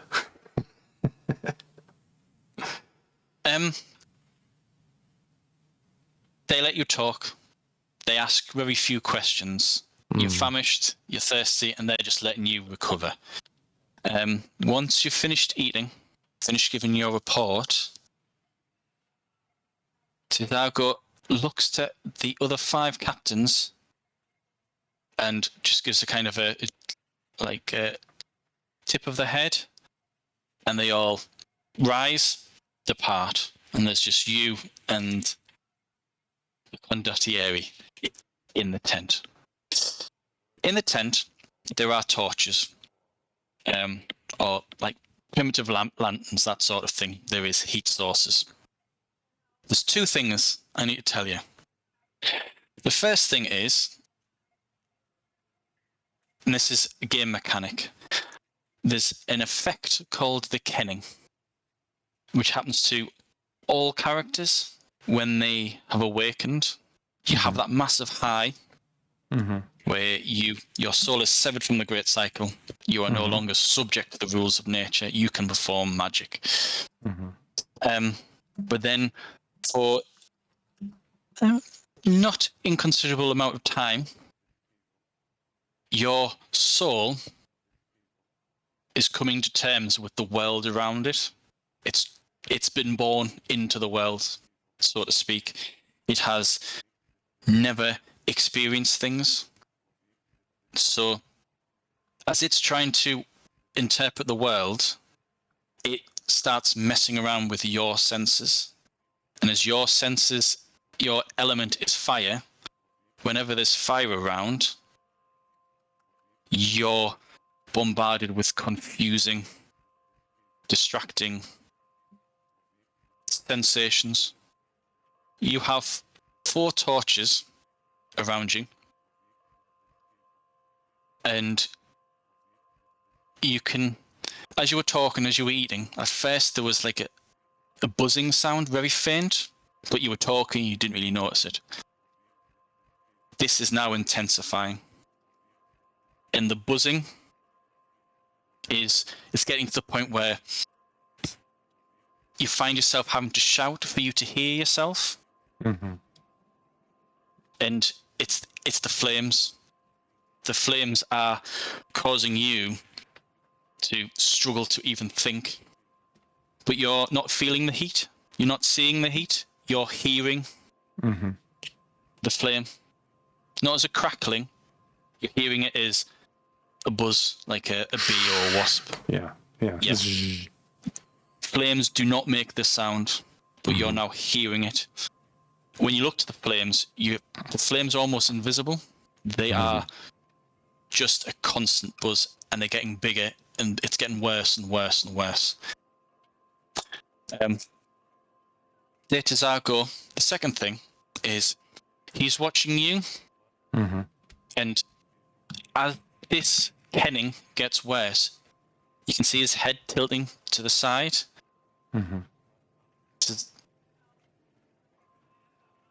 Did you see the fire? The bonfire?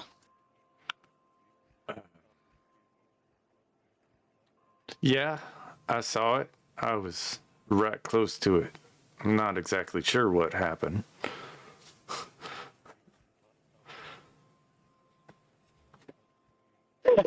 Is that fire loud over there? What's going on?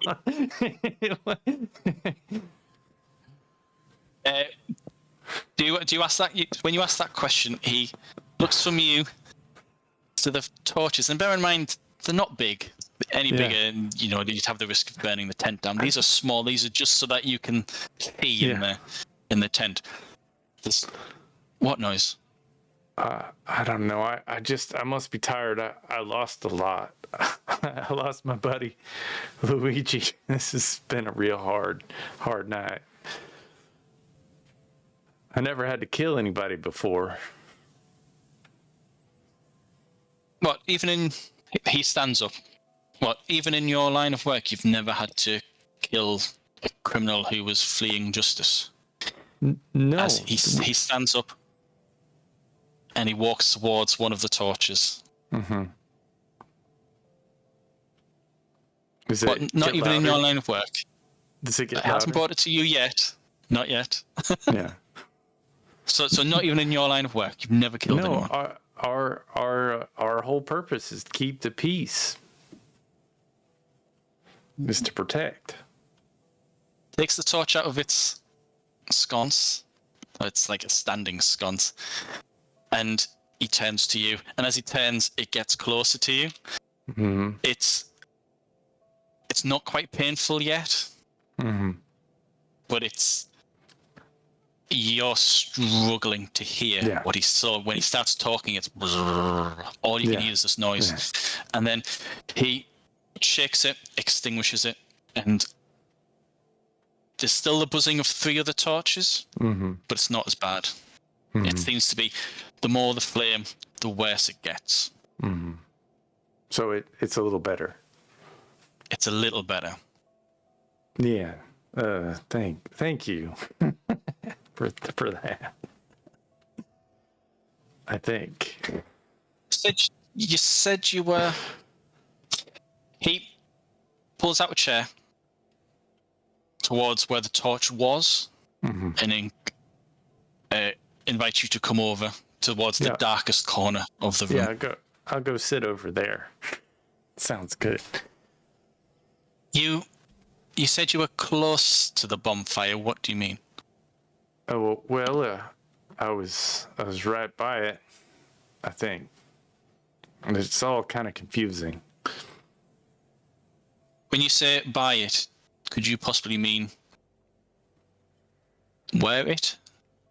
What? Well, I don't think you can wire fire.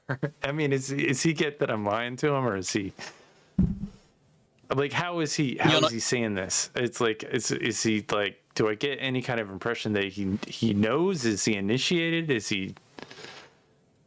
Can I get now? This is where the kenning kicks in. Yeah. You have a detriment to all rolls in the presence of your element. Mm-hmm. So you suck out one of the torches. So I will say that you can make a attention, empathy, emotion, or any one of the specialities under empathy. Mm-hmm. Like you can make reflection? the roll. No, reflection is your defense. That's your. Okay. That's you. So it can either be intention, emotion, or. I think it's emotion. weakness. I do have one. I believe I have one in emotion. Yeah. Okay. You can go for emotion if you've got that. Yeah. But you're at -10. Okay. You know that you've because he's extinguished it and it's made it a lot easier. You reckon if you extinguished maybe one or two of the torches, you might actually be able to get rid of that buzzing sound which is dominating your thoughts. Mm-hmm. Well, I'll wait to do that, and Okay. that is not great. It's not terrible. You said -10? Yeah. Yeah. That would be 13.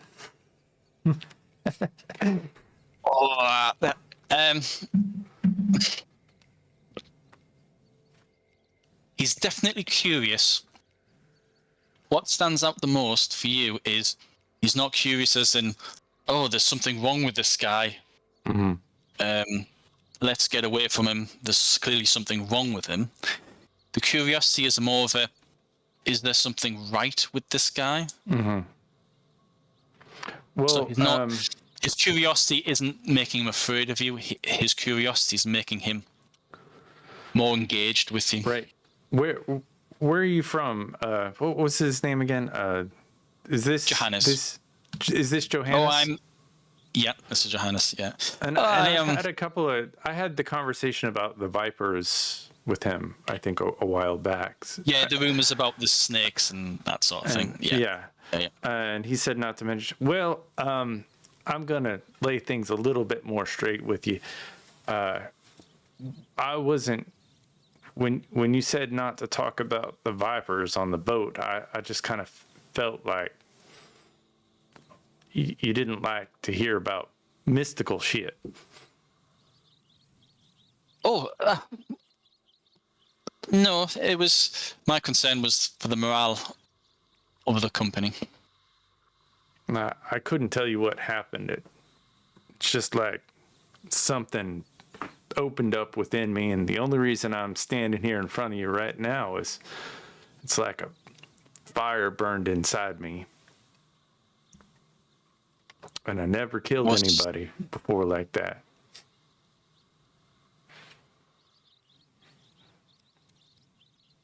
He holds out his hand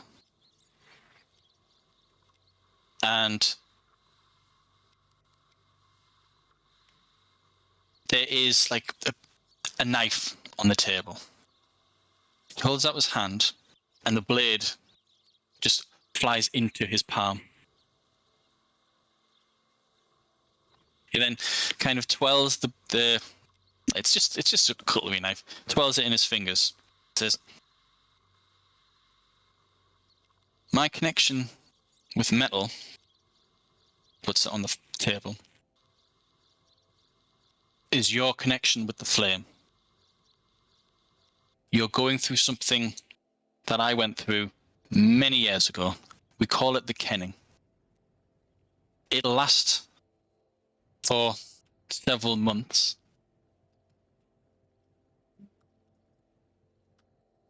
When the fire erupted from you, did you summon anything?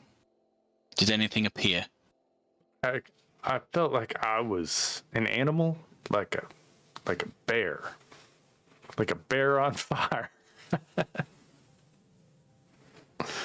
Ah.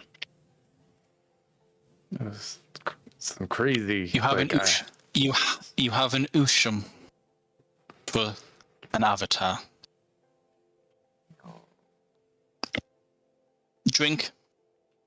You'll need it. Rest.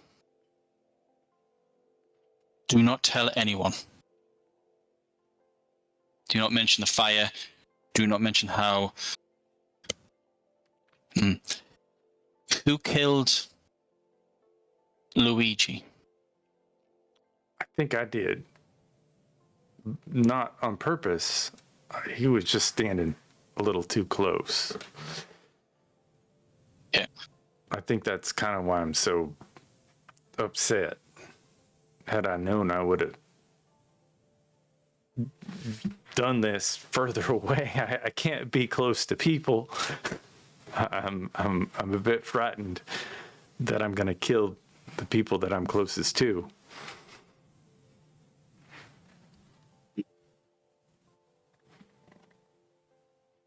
We will talk later.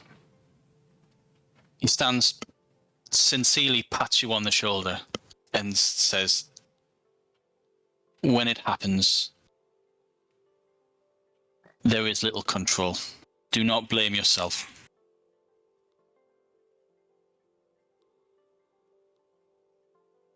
Your soul came to you when you needed it most. But your soul is... Rest. We will talk about this later. Do not mention anything. As far as the death of Luigi, the men you slew killed Luigi.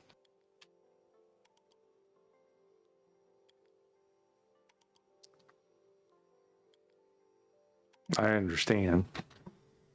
Yeah. Come, rest.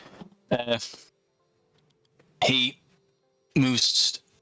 He actually heads out of the tent and leaves you there. Finish your drink, finish your food, blah blah blah. I'll put out some of the fires. Yes, yeah. With each flame, because you have to when you get close to it, it's when you're kind of extinguishing the fire. The moments before extinguishing it, it's the fire starts turning into liquid. It's almost as if you're on acid. You're not perceiving fire normally, but when you take it, when you extinguish it, it's such a relief, and then you're just left in absolute darkness. Marco, you've lost 2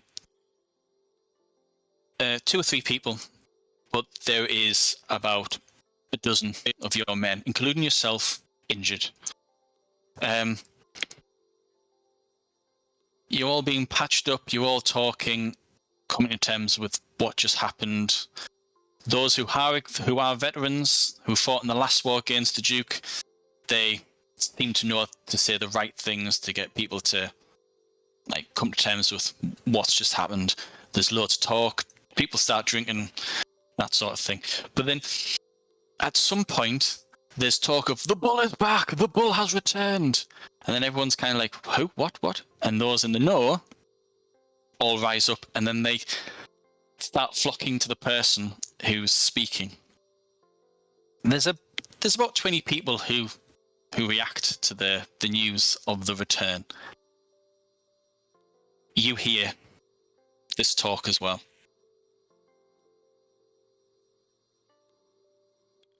Oh yeah, I'll go over there. Okay. Everyone's saying that he's come back with Luigi. Some people say he hasn't come back. It was just him. He's mortally wounded. Other people are saying that he's come back and he's speaking to the captain. It's just Chinese whispers en masse. But what is known is that he was definitely sent to the tent that the white captains and de Terzago were eating in. And you all flock to the tent.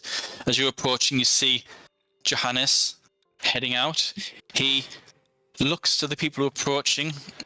He nods to Alfredo because he knows that he's close friends with the bull. He sees you. He nods to you. He's not smiling. Even though one of his new captains has arrived alive, he's not happy. He looks not upset, but preoccupied. As he leaves the tent, people start moving in. And as the tent flaps are opened, everyone can see Daucus sat at the table all by himself. It's pitch black. There's no torches. There's a smell of smoke. And Alfredo calls into the darkness, "Daucus, are you in here?" Yeah, I'm here. I'm just a little sad. Not used to all this death, but I'm in here. Did Alfredo? Did you make it?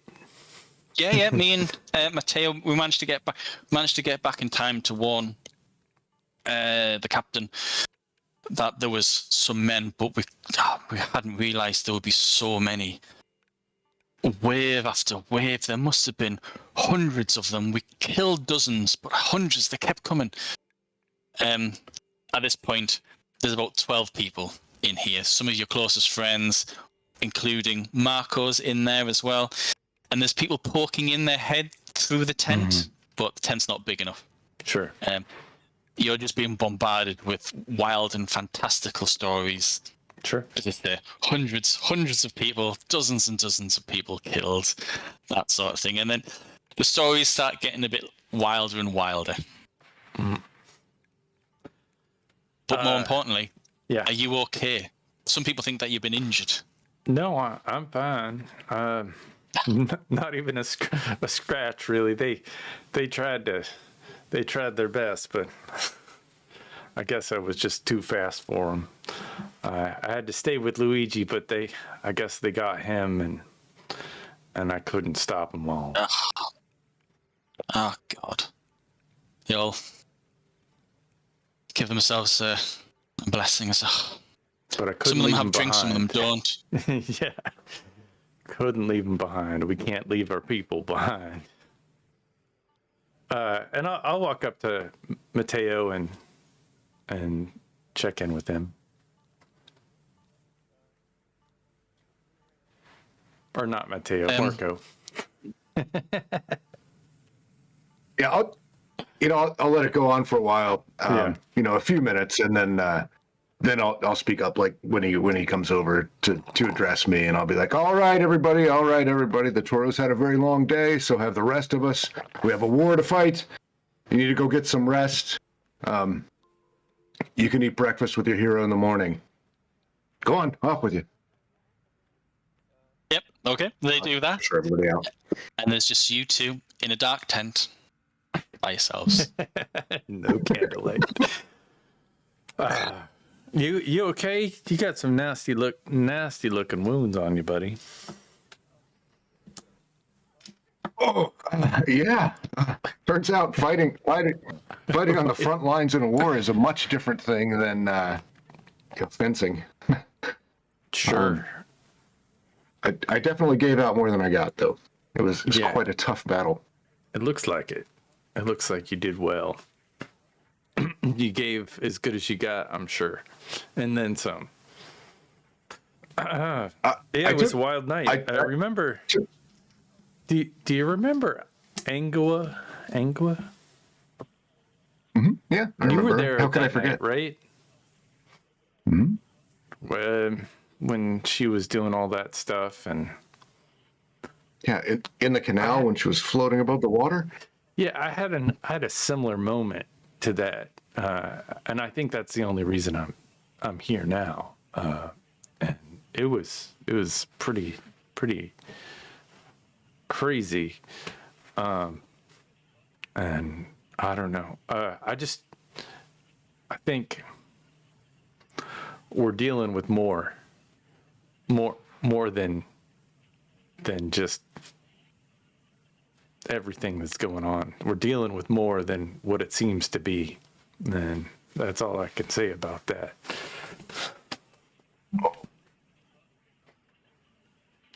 Yeah, we definitely are. Since that night, I've run into a few different people that know that the more exists. So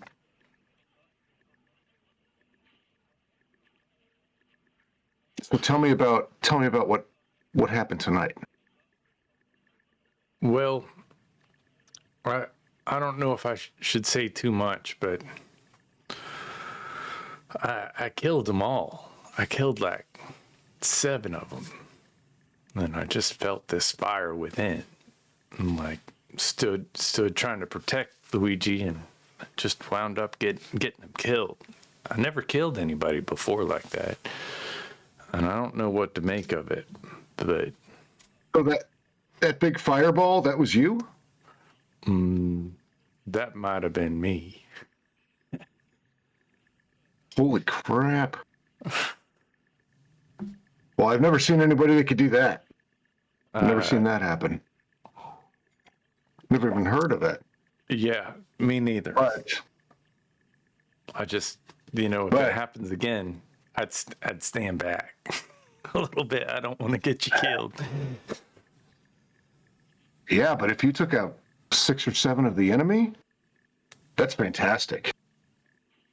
That's an excellent asset. Yeah, I don't know. It is a shame about Luigi. I don't like all this killing in this war. I don't like it at all. Yeah. Best we can do is to remember him, and if you feel the fire coming on, let's make a code word that you can yell when you feel it coming on, so that we can scatter. Yeah. I'll let you know. It just happened so fast. Yeah. Was it? Was your life in danger? Is that what triggered it? Yeah, we were outnumbered. There were Luigi and I, and he was just barely hanging on, and I knew they had us, and I just kind of yelled out in Italian, what's up, like I always do, and they were like not feeling it, and they came at us, and I said, well, for Venice, when it all came down to it, and I knew I was dead, but I didn't die.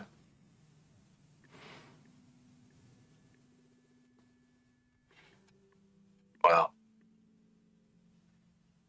that's great. Yeah, well, I'm real tired. It's great It news. looks like you could use some rest too. Maybe I imagine. Time for some sleep. It's a good talk. Good talk. I will see you in the morning, my friend. Yes.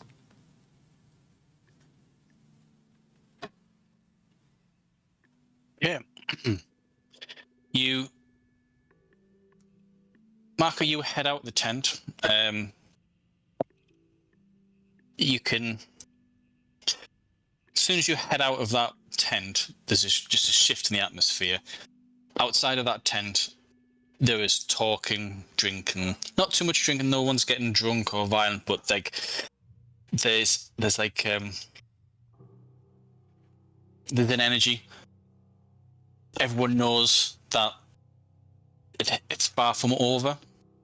Everyone's waiting for the 3rd boat to arrive. You've got about 250 people. You know that there's more on the way, and everyone's waiting, not just for the boat, but also for the next attack. You can feel that there is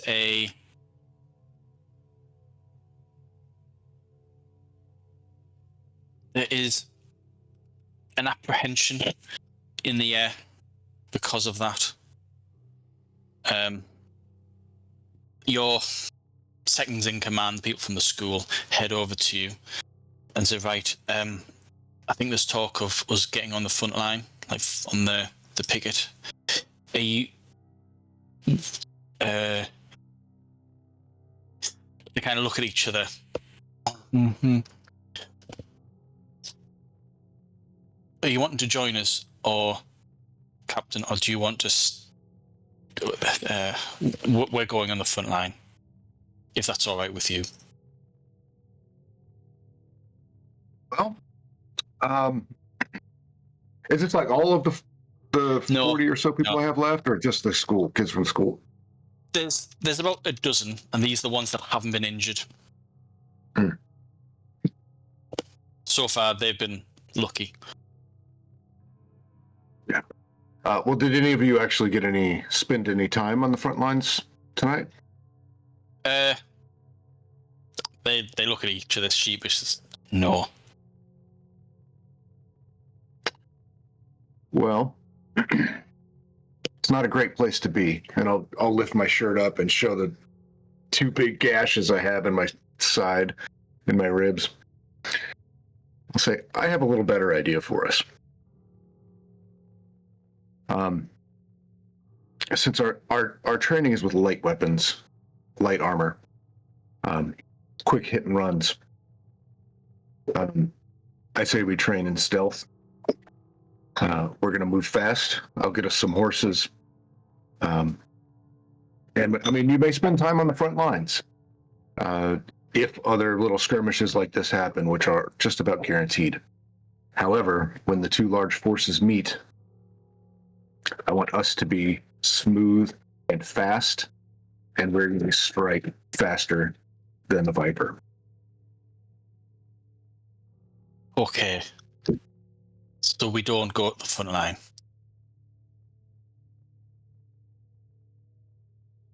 I think... You may have to, and in the next skirmish, you're welcome to, and I can lead us. I can lead us there, or I'll have Glaxio. Glaxio's my number 2. I'll have Glaxio lead you there, and I'll be there to make sure it functions correctly for skirmishes. But when the 2 main armies meet, I have plans for us.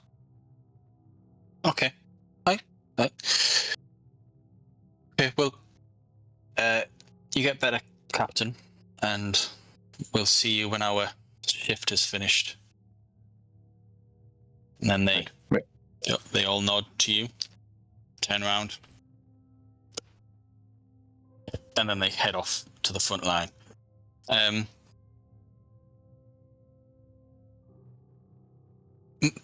Dorcas, you're left alone in the tent. Are you just going to... Oh, is it not there? Oh, no, you're... are you staying there, or... I'd Because at probably the go moment back you don't to... know where you're staying. I tried to go back to... I mean, I guess I've been sleeping on the boat. Yeah. Everyone here, from what you saw as you were escorted to the tent, there's like mats or flat cots. Yeah. Just been laid out. But there's only enough for about a third of the army. Yeah. I'll probably just because I got like negative 20 fatigue or something, or negative. Well, a bunch of fatigue. Once you start resting. Yeah.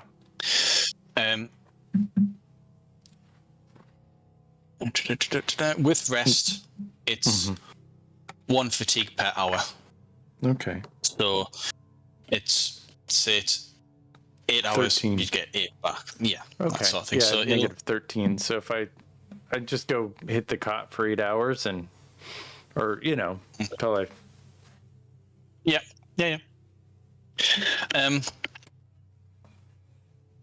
Unfortunately, you don't get the chance.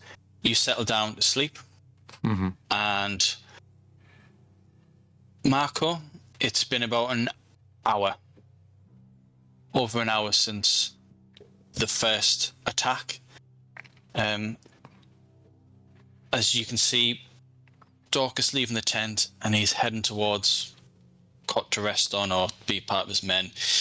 And you, Marco, you're trying to work out what you do. There is a battle cry from the shadows of night outside of the camp, and you can all hear the roars within the camp of to the line, to the line. And at this point, everyone stands up, grabs their weapons, shields. Those who were too injured to walk, if they try to get up, they're just pushed down for them to rest. And those who are fit and willing, they head to the picket line. It's the same structure. There's about 5 rows, and these 5 rows cover half of the camp. So imagine you've got the north side of the camp is just the riverbank. There's a bit of a slope into the river. So the camp is about 5 or 6 feet off the water and about 20 feet away from the edge of the water. It's like from that point, it's just a slope into it. And then west, south, and east is just open land. And the picket line that was formed against the first attack covered the west quarter, or the western half of this hemisphere. But this roar comes in directly from the south. So as everyone's rushing towards the west, there is another battle cry, and everyone realizes that the enemy's not attacking from the same direction. They're now attacking from the south. And I won't go into combat. I'll explain, and you just tell me what you guys want to do, and then we'll kind of play it by ear. You can see then that rushing in from the south is another group of about 50, 60 people. About 5 or 6 of them actually get into the camp and start hacking at people who were injured, hacking at people who were running in to engage them. As that 5 people breach the camp line, the 5 ranks of soldiers manages to cut them off and protect the southern side of the camp. Those that broke through, they must kill 2-3 times their own number before they're killed themselves. And then the same thing happens again.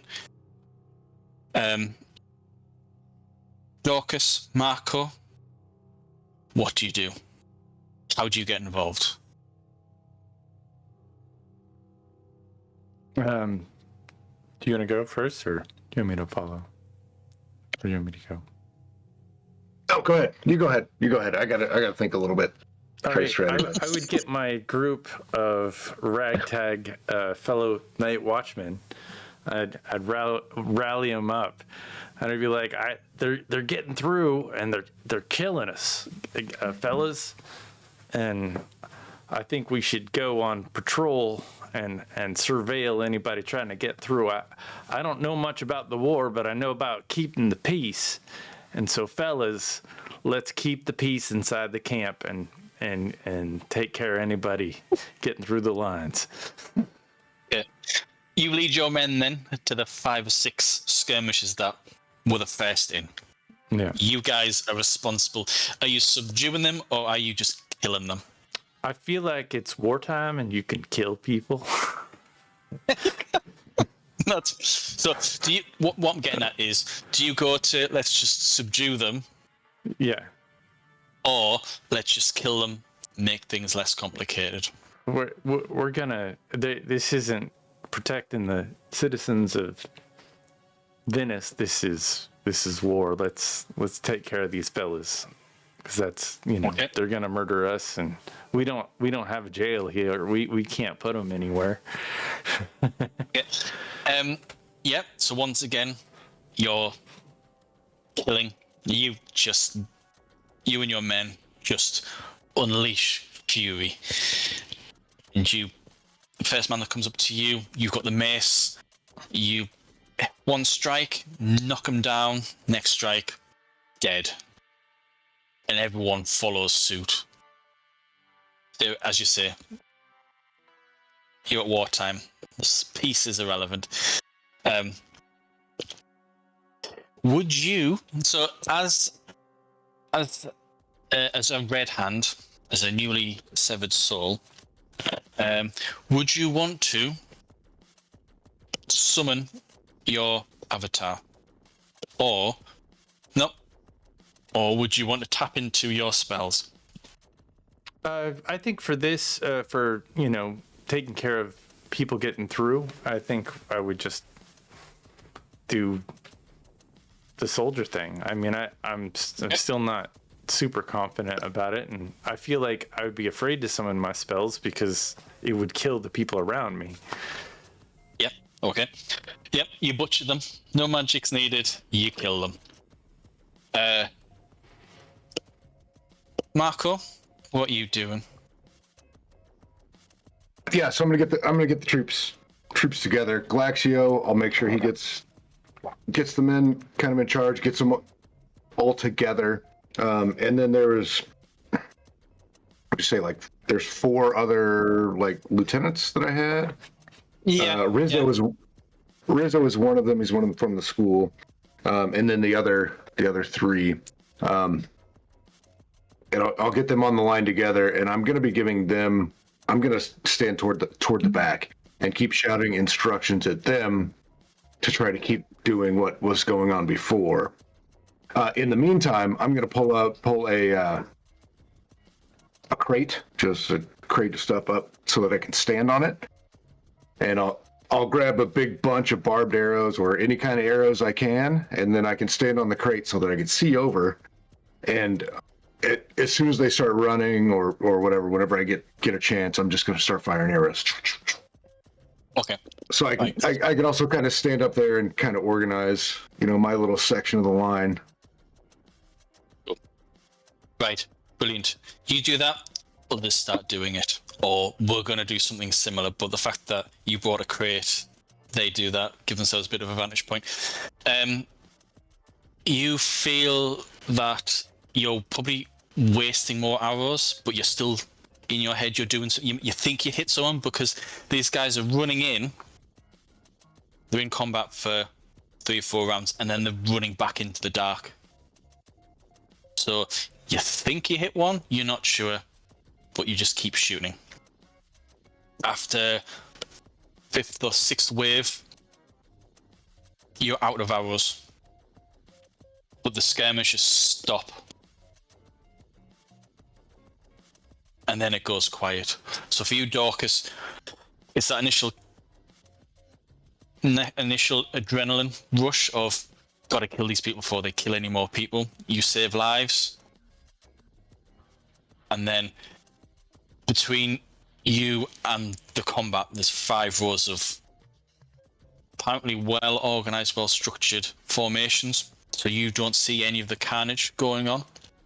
And then as quickly as it started, it stops. And it's almost as if the soldiers, the militia around you, they're more terrified of the silence that follows. Because in that silence, there is the cries of people who have been injured. The injured people are then brought through the ranks, and you can see people being carried. People have lost a hand, stabbed, bleeding, that sort of thing.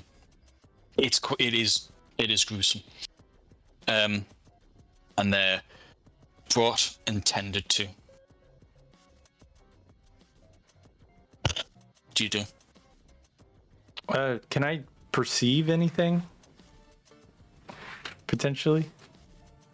In what way? Well, I've got some surveillance, so like maybe to see if there's a pattern of them coming in, or to just get a sense of what they're doing, or like if there's anybody hiding in the camp, or just to kind of see what's going on around me and maybe direct It's my pitch black. my people to some weak points, or maybe where they might be getting in? I don't know. So in the camp, it's still there is torchlight, which you avoid because again, as you're getting closer to the torchlight, and these are bigger torches, you find them very disorientating. When you have a look at the front lines, you can see that a lot of the men, there isn't enough men to completely surround the camp. There's enough to kind of cover half of it. So originally it was all on the west side, now it's the south. You can only presume perhaps they'll try and attack from the right-hand side. No one knows. Yeah. So that's the main weakness. There isn't enough men. Yeah. Not yet, but there is. Go. Yeah, we'll I guess we'll try and go and fill up one of those holes now that I've kind of got an idea. I might. Is Marco around, or is he?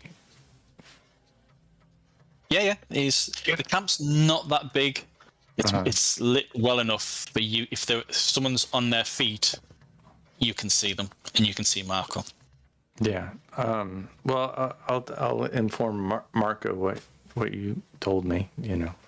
Looks like they might attack us in the north now. There's a big hole there. Yeah, I kind of noticed that. I think what we need to do, and I'll have like Glaxio and Rizzo and some of the other guys. I'll be like, okay, we need to set fires 100 feet out from the camp all the way around, so that we can see out there and see these Gurs coming. And we'll have to keep them stocked all night. So we'll need a rotating shift. We're going to need guards. But Daucus, you know how rotating guard shift roster works, right? I do. So you can put one together, or we'll use everyone in camp. It doesn't just have to be our men, and we'll make sure that those fires stay lit all night, and we can see that will give us time to react, no matter which way they're coming in.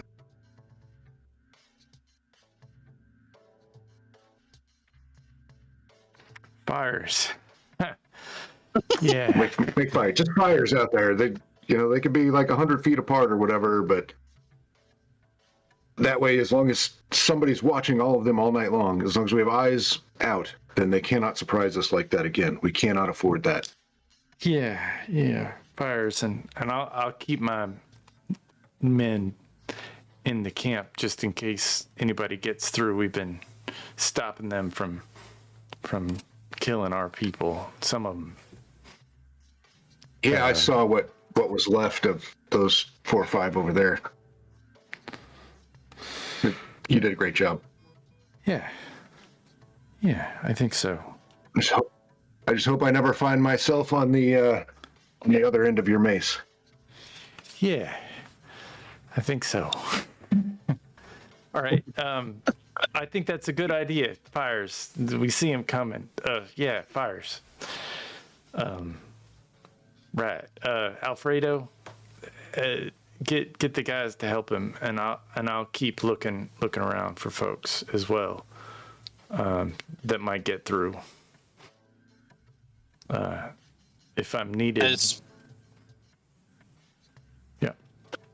As you say that, and people start dispersing, Alfredo leans into you and says, "Are you all right?" Yeah. Just I don't know. Just weird night. I'm fine. Okay. Do you want me, so I'll start grabbing torches, yeah? Yeah. Help Marco and his folks get fires out there. And you just call me if you need me. Okay. Right. He looks to one of his companions in your group and a concerned exchange of looks. So, okay. They all head off, follow Marco's plan, your plan, set out little bonfires, torches, little pits, whatever. At some point, one of them comes over you with a blazing torch. Right.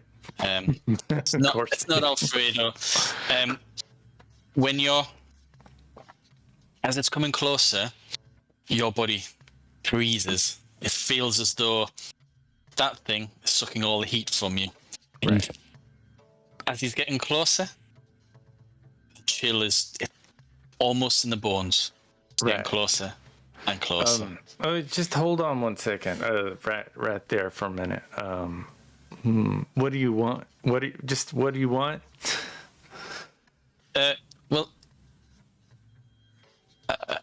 Well, just we've nearly. How many of these do you want?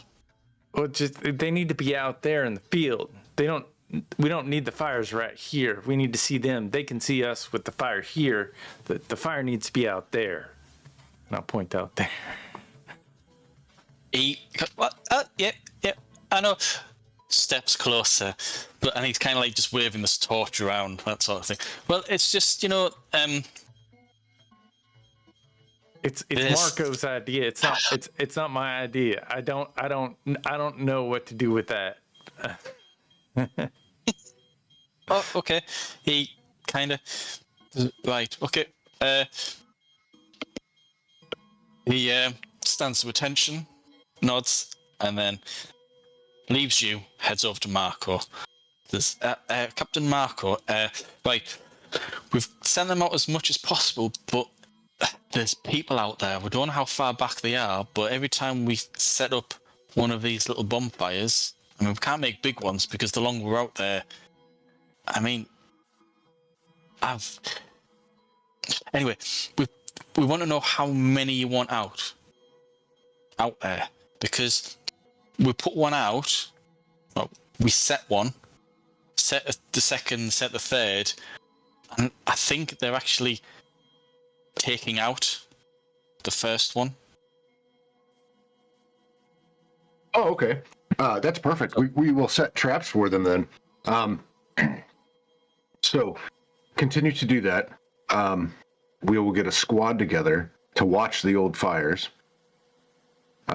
They can wait in the darkness looking at the fire. We'll give them all arrows, all bows and arrows.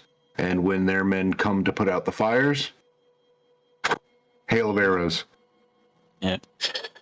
He goes, right, yeah, no, that's great. I'll get onto that.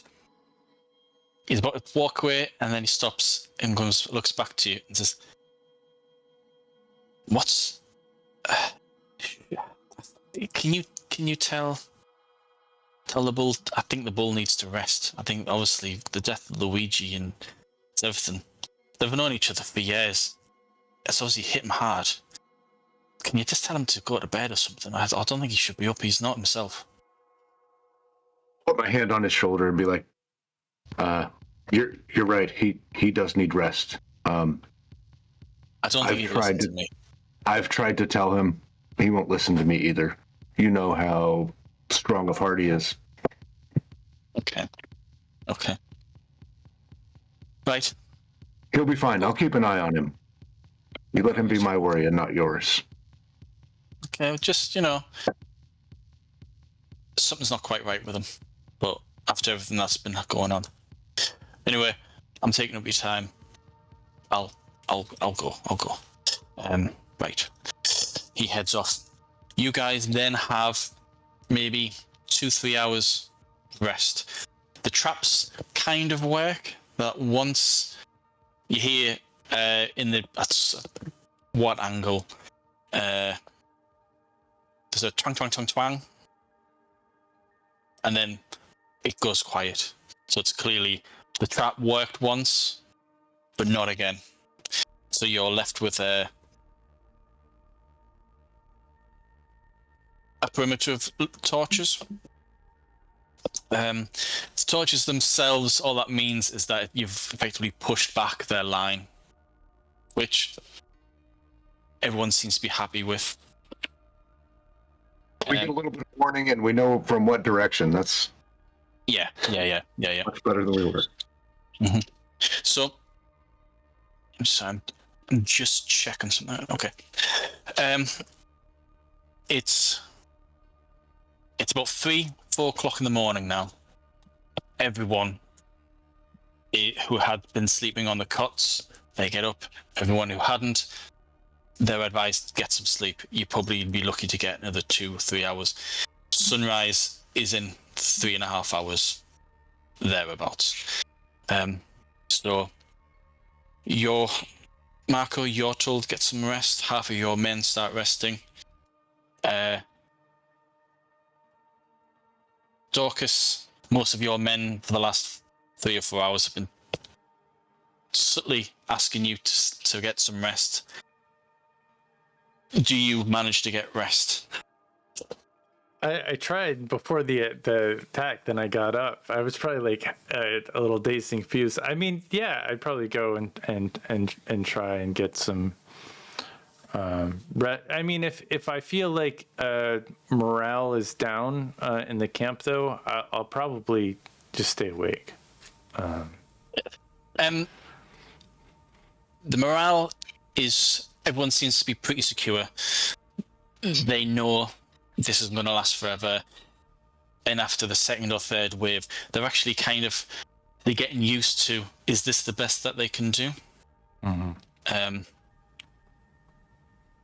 Everyone knows that the first attack had maybe 70, 80 people. The second wave, or the second attack, had about 60 people. So obviously, you know that you guys are slowly whittling them down.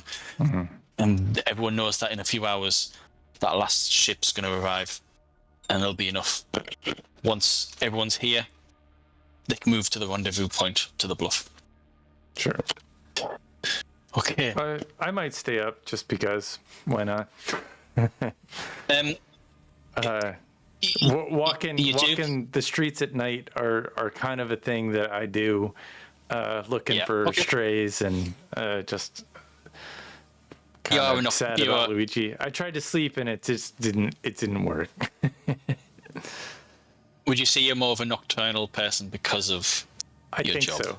Yeah, I think that is probably, there's some reality from that. Okay. So, Marco, you drift off. Daucus, you patrol. You walk.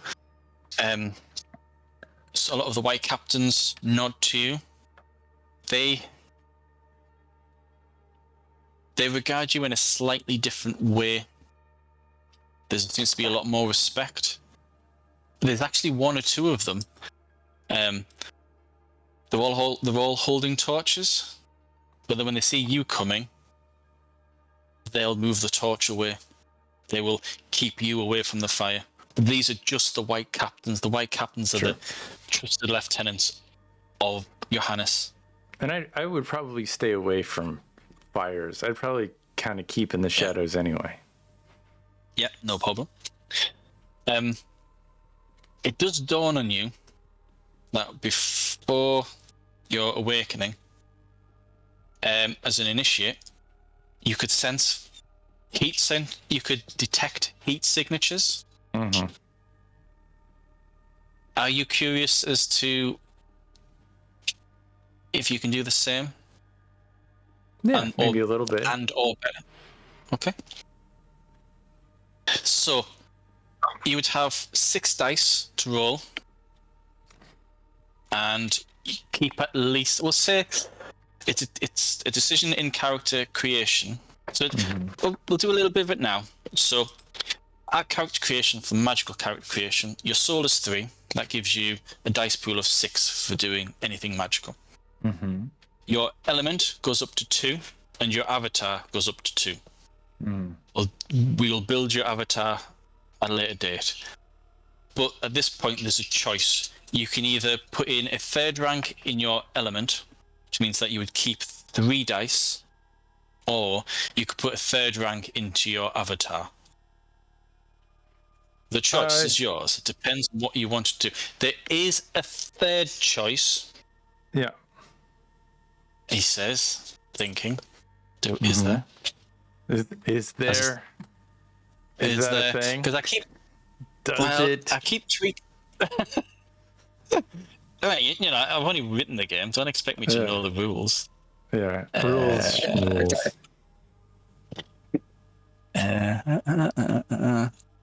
Oh, yep. Or there's a third choice. So there's 3 types of magic: spells, your avatar, and rituals. The avatar is you summon a creature, like a familiar, or an item, or you change your body, or you swap your body with a horde, Sure. or Yeah, a hybrid creature.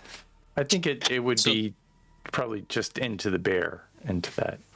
Brilliant. Okay, Yeah. no problem. So if you wanted to use detect element or detect fire, you would roll 6 dice, keep 2. If you roll any 10s, keep them.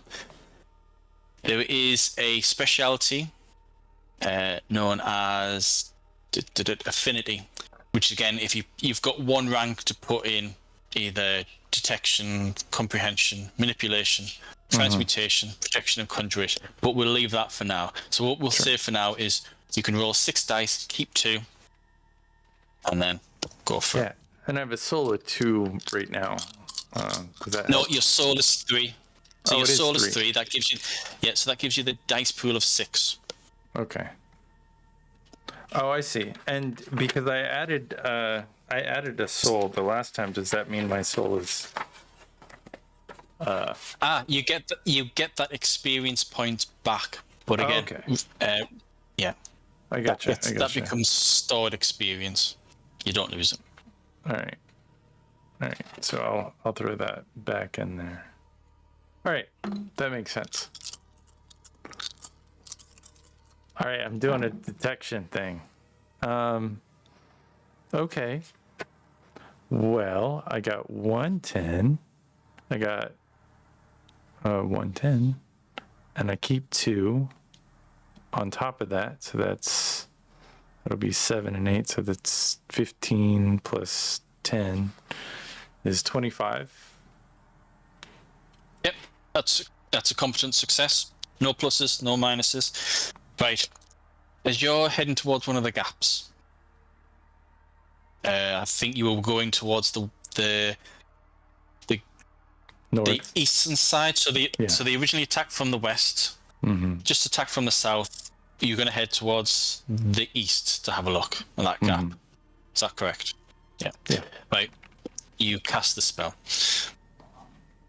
You've got more parameter points. So you can change things such as the range, how far away you put the beacon, that sort of thing, and you can reach out further and hold the spell. So rather than just lasting 1 round or a couple of rounds, you can have it up for as long as you want. And very similar to, I like this analogy. You know, on Aliens, where they've got the sensor tracker. There's bleep, bleep, bleep, bleep, bleep. Yeah. You can, if you want, have it in your head, so you're not.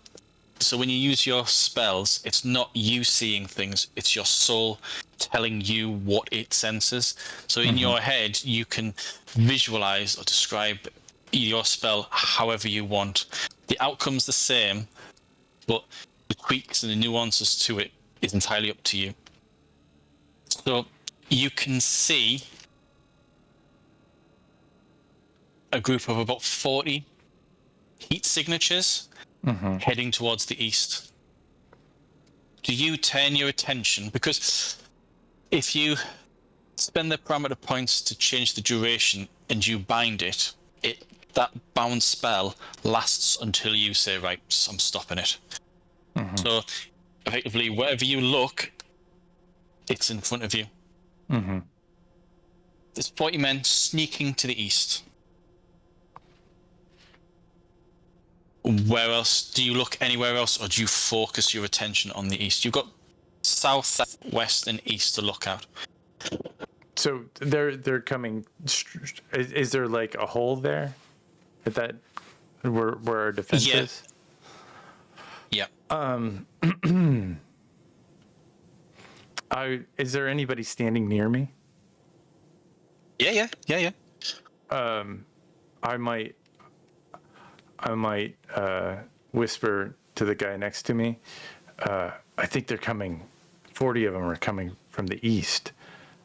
Go warn those guys real quick. Try to be subtle about it, but I just, it's a night walk. I'm a night guard in Venice. I just get a sense about these things. I don't know if it's the weather or smell or whatever, but just get on it right now. Oh, damn it! Right, okay, right. One of the things with the magic system is you can break the rules, but if you break the rules too much, Yeah, it slaps you back. sure. So, at the end of every scene where there's magic performed, if it's obvious, then I roll feedback, and it's a number of dice equal to the power. So in this case, I would just be rolling 1 or 2 dice if it's obvious. So normally it's detection. It isn't obvious. It's in your head. But the moment you told him something that you couldn't possibly know, it becomes obvious magic. So I would roll 2 dice and then keep a number of dice equal to the witnesses. The witnesses is the link to the collective conscience, and it's whenever you perform magic, I think of it like this: whenever you perform magic and the collective unconscious, the rest of the world learns about it, the bigger the vibration within that mass, the bigger the feedback. But because you've then explained that, you can see these things because you're a night watchman, it removes him as a witness, so I don't keep any dice. So it's if I roll a 10, your feedback on your character sheet increases. If I don't, I don't keep any. Okay.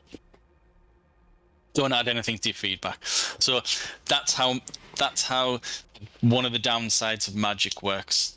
Is Yeah, because then people start to know. Yeah. Yeah. One of the worst things that can happen is if you have a reputation, that bonus is always added to the feedback roll. So if I rolled a 5 and you've got a reputation, that gives you +5, as in, he's unholy, or he's known to be dead, or he's known to be not natural. That's always attached to you. So if anyone thinks that you've done something, you're reinforcing their idea. The vibration gets stronger. Okay. Yeah. Be more subtle. So it's a little hint. Yeah. In the other realms, yeah, it works differently. Like in the realm of magic, everything is magical. So be as magical as you want, because no one cares. In the Shadowlands, the more obvious you are, you can actually tear reality to pieces. Because in the realms of the dead, all their memories is of things being normal. They're living their lives over and over again. It's repetitive. But as soon as you introduce magic, it makes them think, hold on, what's going on? This isn't right. And when you tear their psyche, they can't cope. So they strip away part of their memory to cope with it. And as they do that, they sink into the next plane of memory, and they tear that memory in the world apart for them to cope. So in the mundane, so Shadowlands, mundane, otherworld, 3 different ways of treating feedback. Okay, right, that's fine. He looks at you, and okay, and then he tells people. So sure enough, people start moving in. How long do you keep the spell up for? And are you adjusting the area that you're pointing at, or what? Yeah, I mean, if I can turn, I mean, I might as well turn. I feel confident that somebody's going to be where those 40 people are going, and maybe it's a bigger thing. So maybe I'll turn. That's to the east. Maybe I'll turn to the north a little bit. North's the river. Oh, then I'll turn south a little bit to see if the south has any. You turn to the south. There is about another 60 heat signatures. You're filled with dread. Oh shit! Because when you look west, you can see about another 60 to 70 people. The camp is slowly being surrounded, and you reckon there's about 200 people. I'll go find a white guard or a white knight or whatever. One of the white captains. Yeah, white sure. captain. And I'll fill him in. I think I'll run until I find one. Yeah. No, there's one nearby. And I'll tell what's him. What do you tell him? I think we're about to be surrounded. I just got a bad gut feeling about this, fellas. Okay. We need to sound the alarm or something. Okay. You can't. They all wear masks of one kind or another, so you can't quite tell their expression. They nod. He says, "Stay here. I'll get Terzago." He then rushes off, goes to the tent, comes back. Terzago's there. It's the first time you've seen Terzago jog. He's always walking, confident, smooth, very nonchalant. But he jogs over. Yeah. You may speak freely in front of, and he names the white captain. They're about to attack from the south and the east and the west. There's probably 200 men out there coming our way. I don't know, but I think it's time to get people up.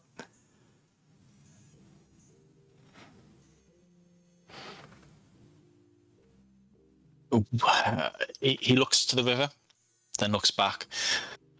We need time. Oh God. How do you know this? I got a feeling. Right. Terzago then says, Mice. The white captain doesn't make any strange responses. There's no reaction to what he now says. You will learn this in the morning, just as I learned this in sunset, that we are bereft of our powers outside of our court. You belong to the court of the night. How are you seeing? How do you know that we are surrounded? I just know. I feel them. Okay. I feel their essence of whatever. I just feel it. Right. They're coming. Then turns to the white captain and says, right, I want everyone ready. I believe that we have about half an hour before the next ship arrives. I want everyone awake. I don't care. If they can stand, they fight. We need this whole perimeter covered. And at that point, Marco, you are rudely awakened by a kick on your shin. You don't know who kicked you, but as soon as you wake up, you realise that something crazy is going on.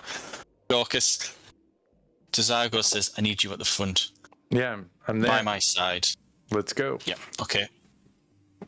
Brilliant. Right, it's 10:10. Yeah. I'm conscious of the time. I could keep doing this for another couple of hours, but obviously I can't because I've got work in the morning. Do you guys want to play on for a little bit longer and I can kind of reduce this scene? I got an hour. Or do you want to... but that's Miller? up to you. Yeah, I'm good to play as long as you guys are able. Okay, right, no problem. I mean, I've got 2 hours before my next camp. So Right, okay, that's good. Right. I just gotta cook my grandma dinner before it gets too late. You don't want grandma starving. Eat.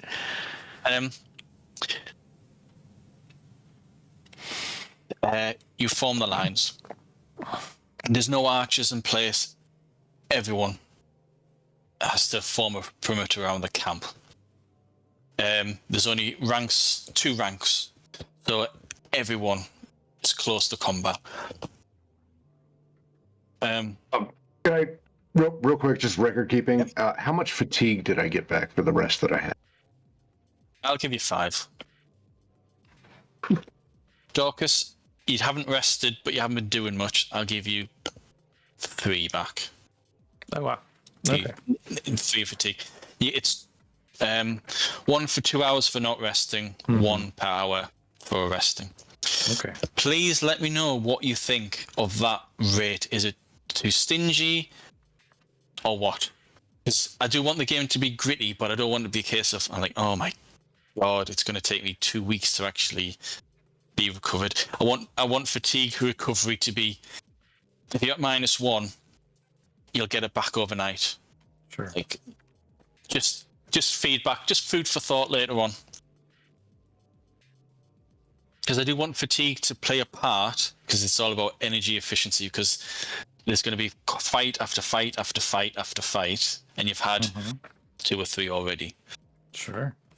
But I want, for this story, to be the whole idea of how long can your characters last? That sort of thing. War as hell. It's a grind. Yeah, it is, and I'm definitely feeling that. I'm definitely feeling the stress of that. From right now, from where it looks like at this point, I don't have much combat left in me at all. If I get hit once really good or twice average, I'm done. I'm out. Okay. So Yeah. So, just to remind you of how health works, you've got your brawn, so you've got penalties up to your brawn. So if you've got brawn of 3, once you go past -3, you're out of combat. You're not dead. You're just either unconscious or you drop to your knees and you can't do anything. You die once you go past -5, which might sound a bit strange because once you're at if you go beyond -3, for example, you think, well, you're out. You can't do anything. You can substitute your dice pools. If you substitute a dice pool, that spirit dice pool doesn't suffer from any penalties. So even though you're unconscious, you can use your spirit pool to keep on going. So you can fight beyond your brawn so long as you're spending spirit pools. It won't last forever because you only have like a spirit pool of maybe 6 or 9 or whatever, that sort of thing. That's just something, one of the game mechanics. You got 3 left. Yeah, I don't even know where wounds are or like how you get wounds on the thing. Wounds. So on the second page of the character sheet, bottom half, you've got your health track. So you've got your head, you've got a track, the torso, left arm, right arm, torso. They're your wounds. So every time you get hit on the torso, if you take 3 wounds after armor, you'd mark off 3. So you go your -0s and then your -1s and so on and so on and so on. Your brawn is 4, so you'll have a line between or after the 2 -4 boxes. So once you go past that -4 into -5s, your character would fall unconscious or drop. Right. So 5 wounds. Yeah, so 5 wounds. I mean, for you've got 4 at -0, and that 5th wound would take you to -1. So you'll be acting at -1 dice if you've got 5 wounds in one location. Oh, I don't have any wounds at all. I don't think you have any wounds. No, I just have fatigue because I ran a lot. Yeah.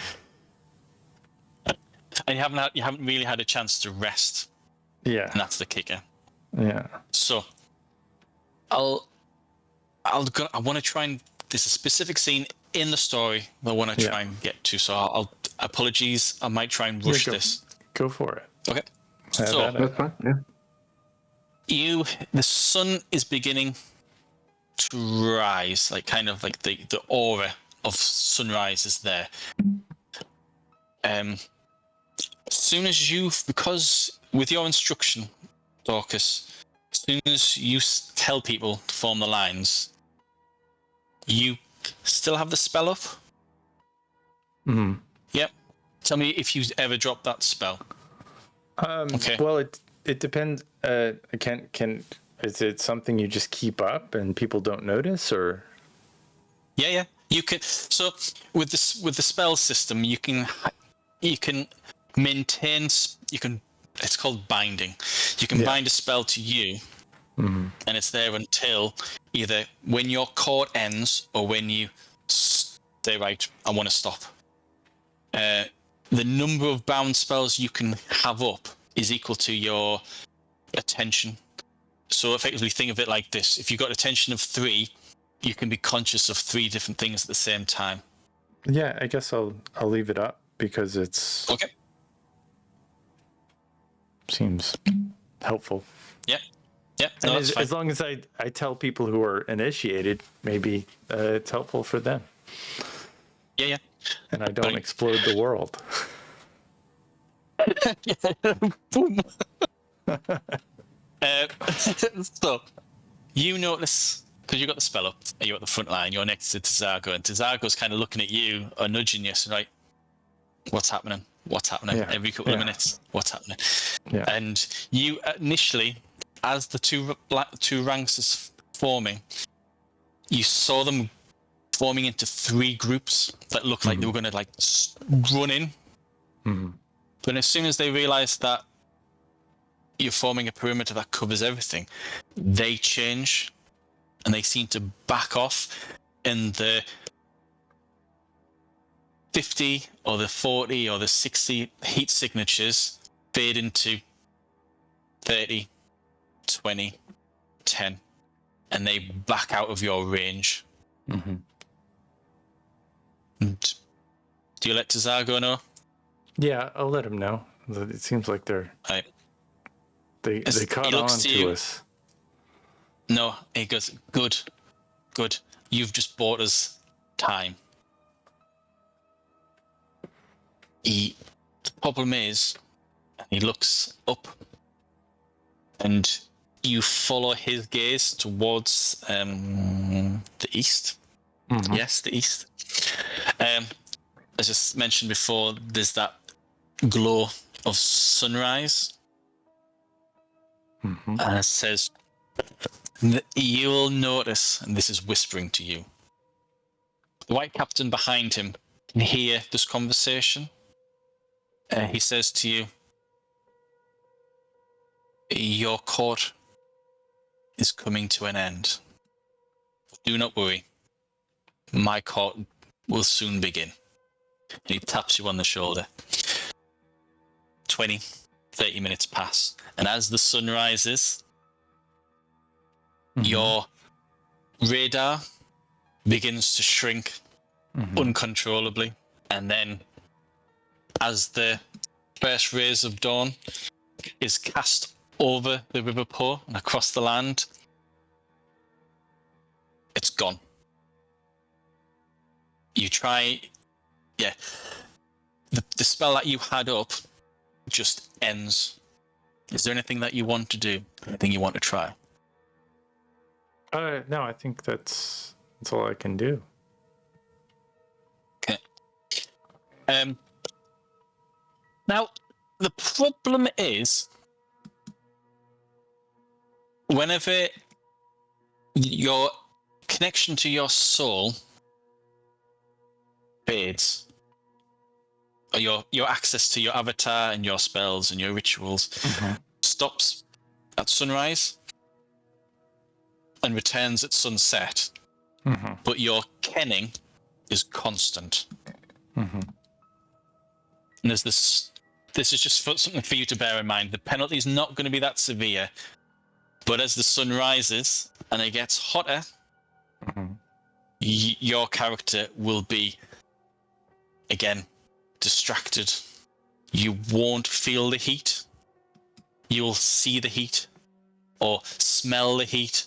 Your perception of the sun will change. Not strong enough to give you a minus or any detriment. It's just something for your character, for you to bear in mind for when you're role-playing your character. And bearing in mind, so far, it's been fantastic, so you will be getting extra experience points for how you've been doing it, because it's been fantastic. Oh, nice. So, Thanks. sunrise, your power fades away. It's about an hour since the picket line formed.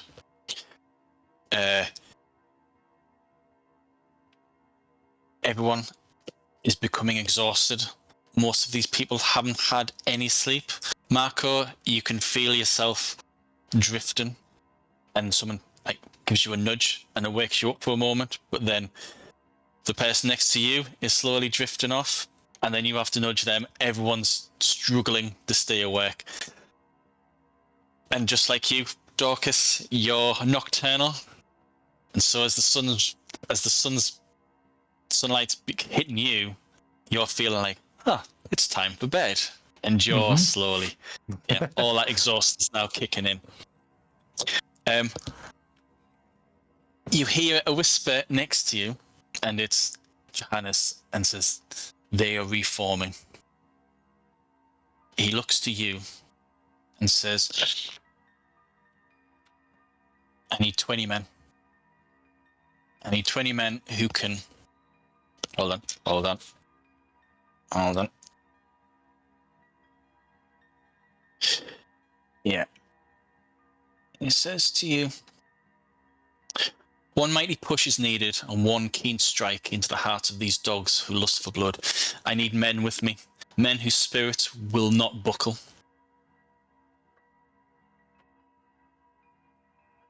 He turns to you, Daucus, and says they're expecting us to hold our position here.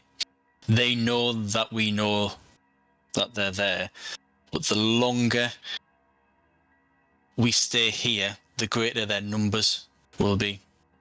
They want us, no, they need us to hold our position with our backs to the water as their numbers increase. Instead, we will take the fight to them. We will strike out, swift and true, into the numbers, while the rest of the men will push through and break the line.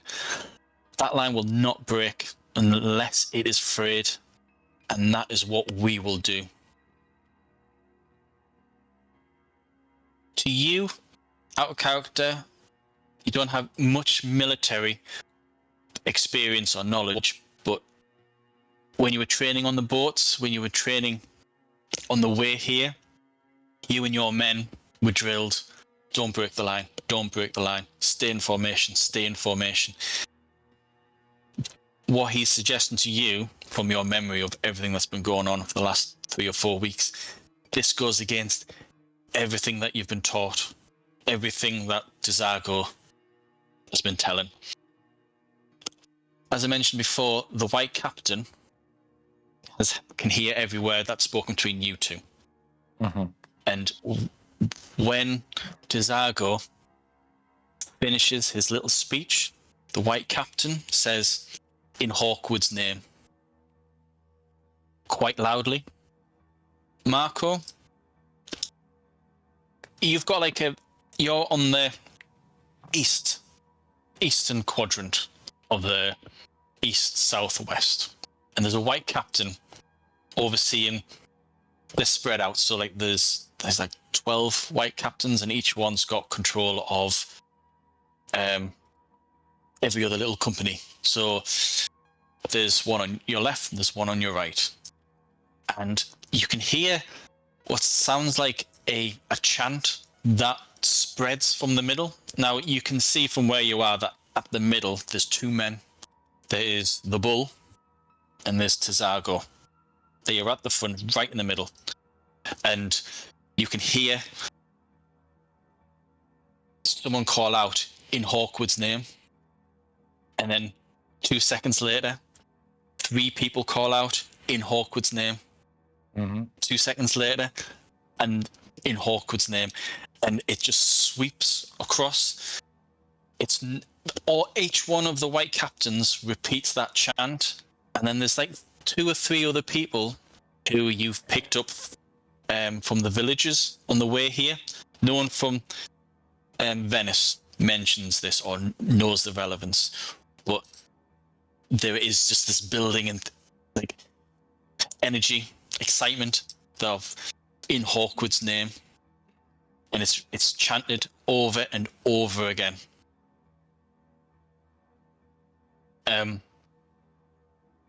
Terzago says to you, "Who do you trust? I need people whose spirits will not buckle, no matter what they see, no matter the odds, no matter what pain they encounter, what suffering. We need to break," and he points to the enemy, the unseen enemy. "We need to break that line. Who do you trust? Bring them to me." He says this to me. Yep. Well, I trust my men. I trust Alfredo. He'll be there truly, and I trust Marco and his lieutenants. Even though Marco's looking really rough, I can't imagine he'll be fighting too hard. I mean, it looks like a good solid wind will come and he'll just pass right out. But I trust him. Bring them. The ranks, the one rank behind you, opens up, and Terzago gestures for you to collect the men. He then tells the white captain behind him. I can't be bothered to give them names. There's too many of them, so I'm not going to name them all. But he mentions this white captain by name and says, "Gather the initiates."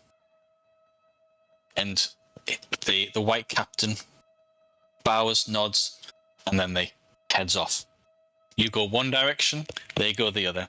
That white captain speaks to all the white captains, and they all form together. Daucus, where do you go? Doesn't he want me to stay by him to lead the charge or run? I mean, no. Gather the men. Once we have all the men together, okay, then we'll charge. Yeah, no, I'll gather all the people that Who do you gather? So you go for. Yeah, I mean, because he said initiates, and I know Marco's an initiate, I guess. I mean, because he's seen the stuff that I've seen, and I'll tell him. That probably came up if that was like a common term that we would have known within the circle. No, okay. No. And when he said the initiates, he said that's directly to the white captain, not to you. Oh, but he didn't seem that bothered that you overheard it. But I mean, I trust Marco, and I'm at the very least, I trust his choice in men. If he doesn't come with me, I trust, if he sends, if I find Marco. You there? Yeah, you can see him. He's on the eastern flank.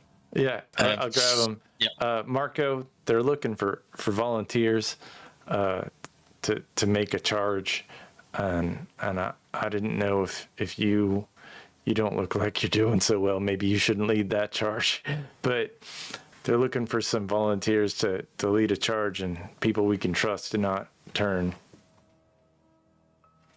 Well, I'm willing to go. It sure beats standing here staring at the freaking wilderness for no reason. I also have a half dozen to a dozen men that came to me asking to go to the front lines, so I'm sure their spirit is still there. Sounds good to me. Give me 5 minutes and I'll meet you where? Over there? Yeah, meet at, I guess, where we were standing before. Yeah. Right. And I'm gonna get how many? I'll grab Alfredo and 7 more guys. Or 6 more guys, and that'll be 20. Yeah. Okay. So there's the Terzago, his 12 captains, Daucus, Marco, are you going? Yeah. I want to take a minute to tell Glaxio that he's in charge now, and then I'll go through the line and look for You know, I have another mission that I'm gonna go do for the white captains, and then I'll go through the line and look for those ones that came to me and said they wanted to go to the front lines. Any of them that still look like they have spirit left, I'm sure some of them are probably injured or fatigued or whatever. Yeah, But any of those that are left, I'll pull them. there's maybe two. What you both notice, I'm not going to do a bother roll here because it's, well,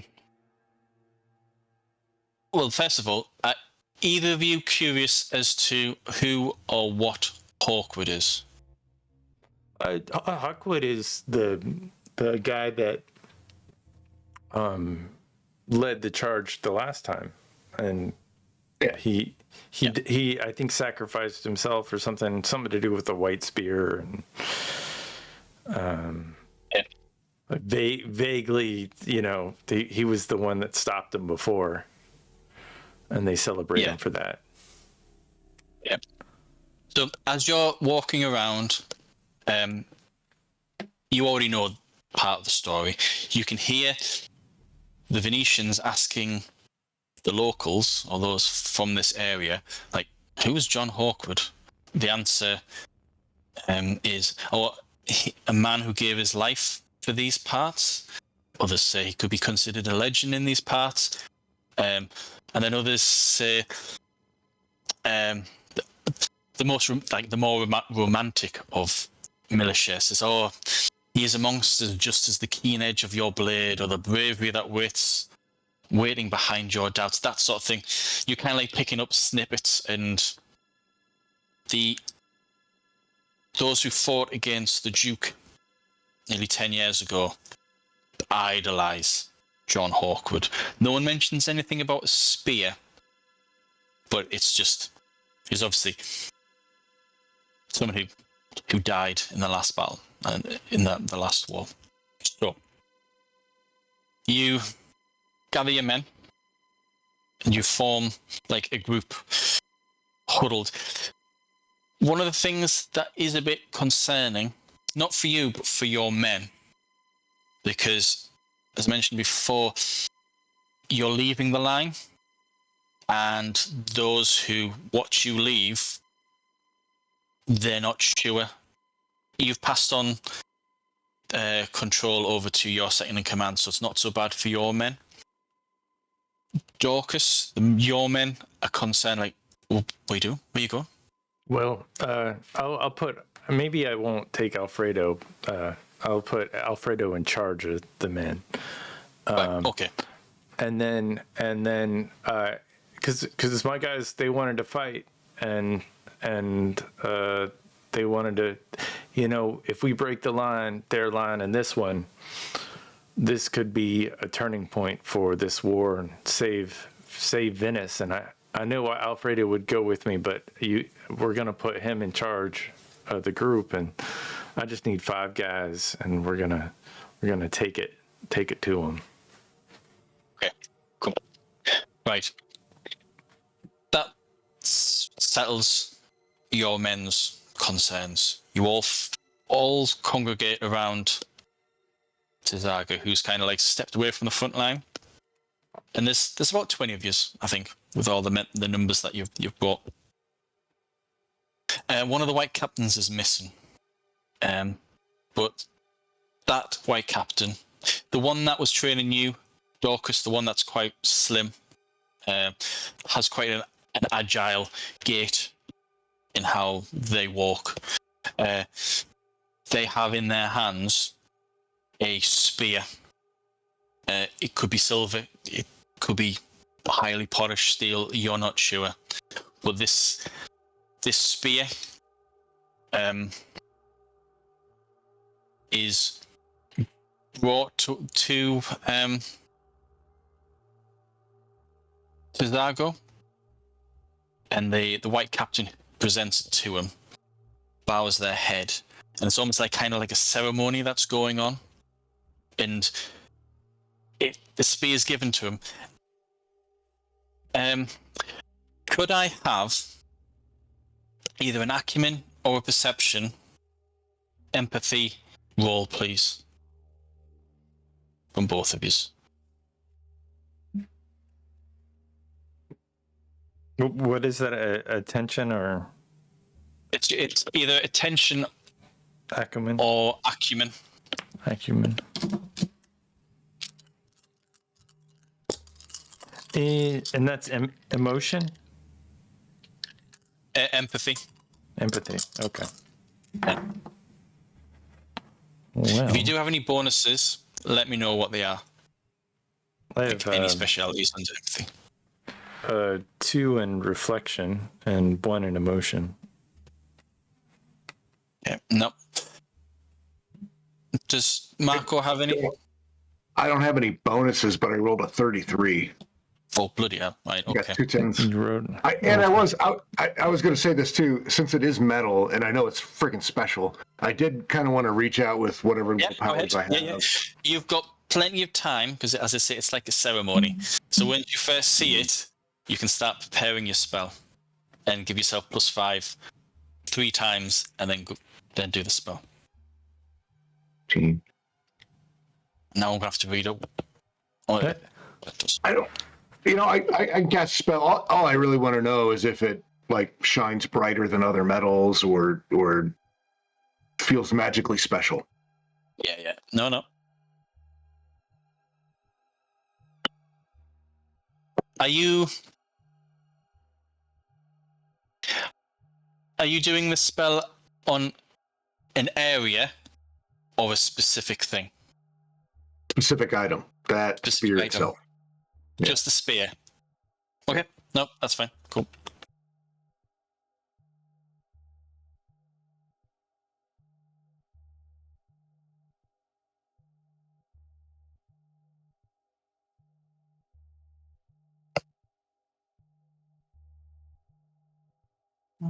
Okay. Brilliant. Okay.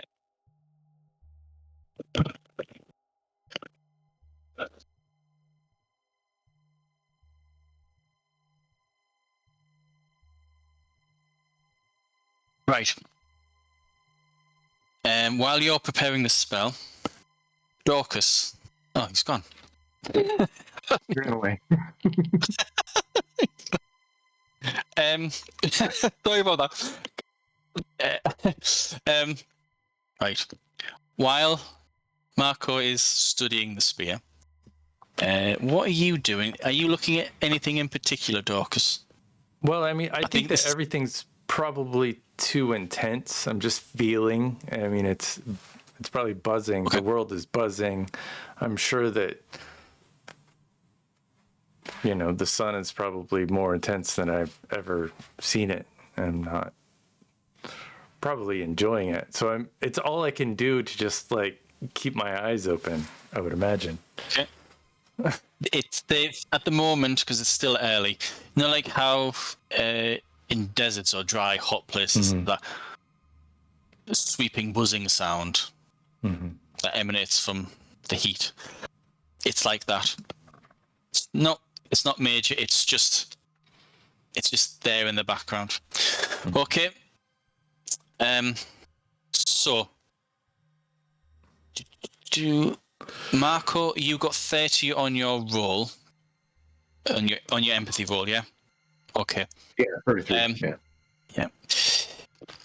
There's a glint in Johannes's eyes, as though this spear, he's got a fond attachment to it, but it's a show. You get the feeling that the spear is a distraction. Do you want to make your detect metal? Yeah, it's an 8. I already rolled it. It's 8. Oh, even with the +15. Oh, no. That'd be. Did you? Yeah, because if you 21. 20. So when because you've got 3 rounds of preparation, you then 1 round of formation, and then 1 round of execution. So by the time you get to do the execution of the spell, he's got it in his hands, and you've been watching his face, and you can see that this spear is a distraction. Competent success this. How long do you keep the spell up for? Are you able to keep it up for? Are you doing it for 1 round or a handful of rounds?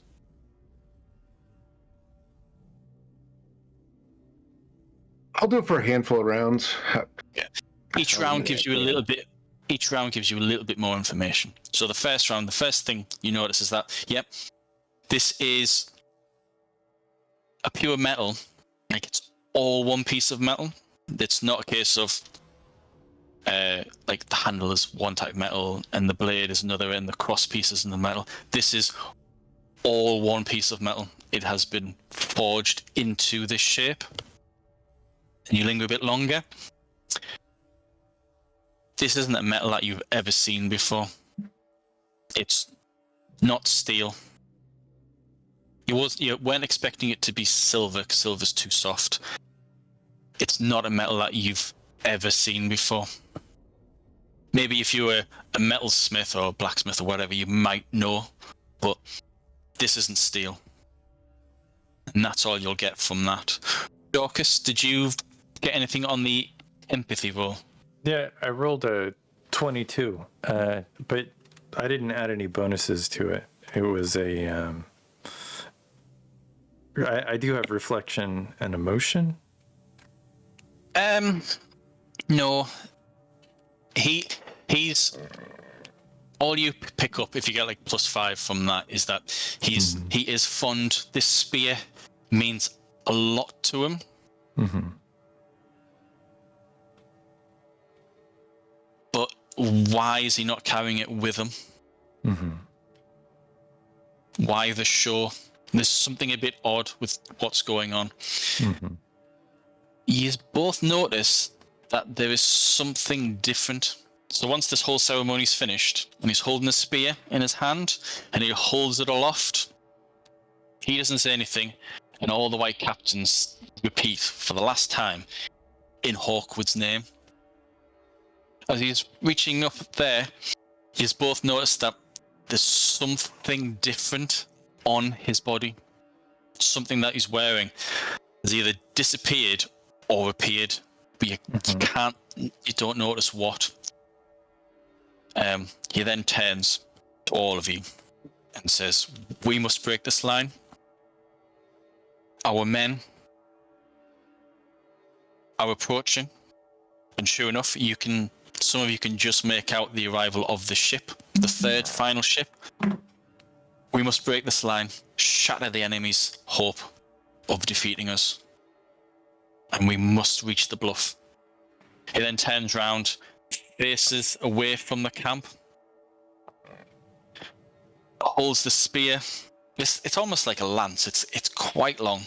He then holds it forward, and then runs. Yeah. The front line, the two ranks, they're a bit confused. They're not really expecting this, but they quickly part, and he leads you all. Imagining that this is like a triangle. He's at the front. The white captains, some are at the back, some behind him. Whereabouts do you put yourselves in this triangle? I'm just in front of Marco, wherever he goes. Yeah, so we'll take up like the left wing of the spear point.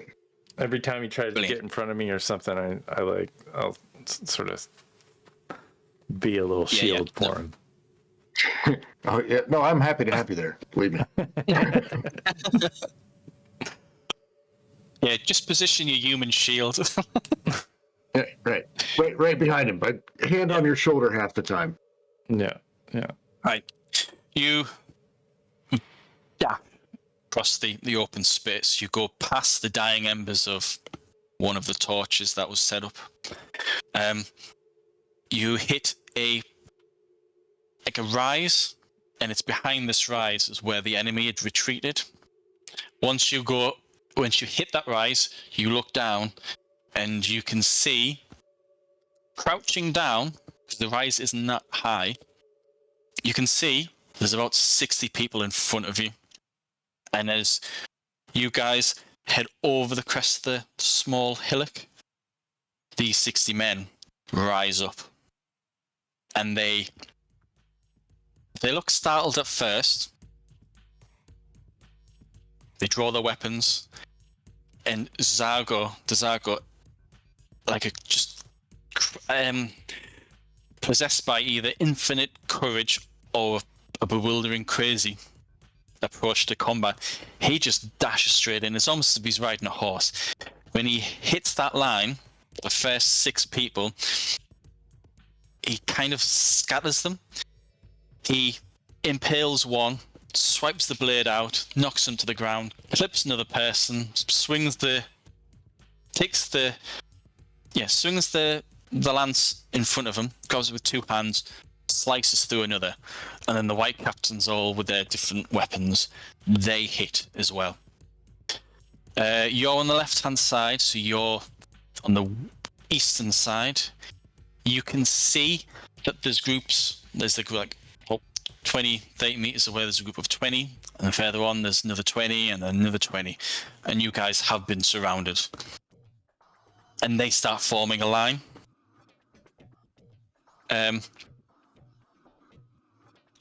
Soon enough, you're in combat.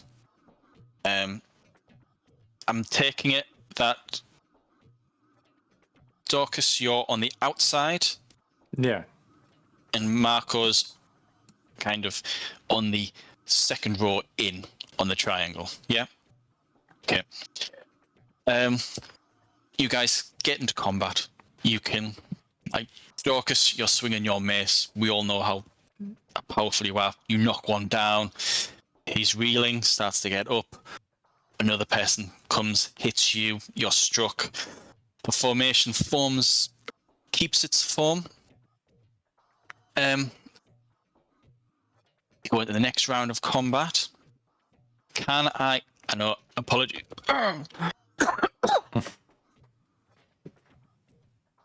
Could I get an acumen?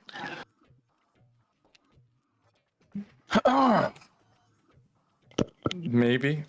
Acumen? Oh no. Oh no. It could be one of those things that, goes down the wrong pipe. I mean, I hate it when that happens. It's like, kind of Brutal. brutal. Needs a drink. He's been doing a lot of talking. A lot of talking. It's amazing how many words you say in just a few short hours. Yeah. Hope that doesn't mean I've been doing all the talking. Yeah. Could I get from you both? You can use emotions as well. An acumen, empathy, emotions, or intentions roll. Add +10 to it. Emotions.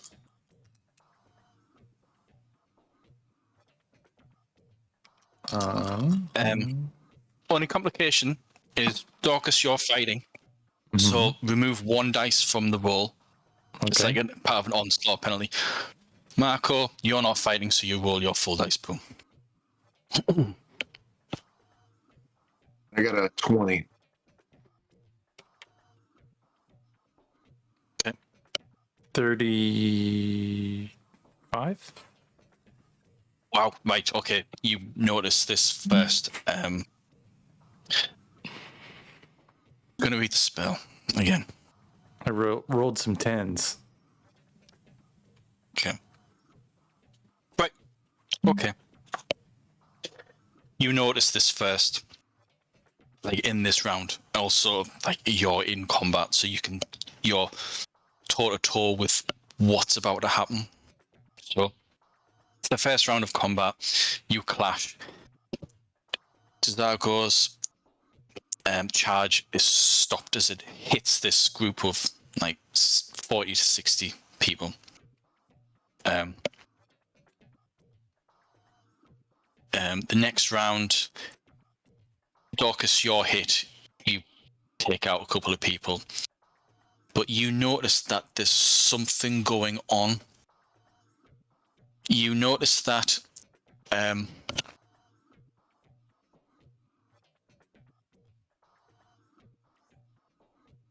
Terzago plants his spear, the butt of his spear, into the ground, and his white captains form like encircle him like a hexagon. The fighting continues. Terzago says nothing, does nothing, doesn't fight anyone. He's just holding on to that spear. The next round, you're being battered, you're battering, blah, blah, blah, blah, that sort of thing. And it's at this point that you notice that the enemy, the 60 men, you see one of them, instead of attacking the guy on your right, turns round and takes his sword and stabs the guy on his left. The guy on his left's not anticipating that attack, doesn't dodge, doesn't parry. The blade goes through his neck, and then the sword is taken out. His comrade falls to the ground, and there's just a bloodlust, just a feverish desire to murder anyone on this guy's face, so that when he attacks again, he attacks someone like one of the white captains. Next round, you see that there's 3 more of the enemy. Not the front line, but within the group. And there's now, so like by the 4th or 5th round, both of you notice that about 1/3 of the enemy is attacking another 1/3 of the enemy. In this group of 60, whatever's going on, whatever bloodlust is occurring, it's almost blinding the enemy, so they don't know who to attack, but they're just attacking, so they have to. Fantastic. I got to learn how to do that. Tuffy.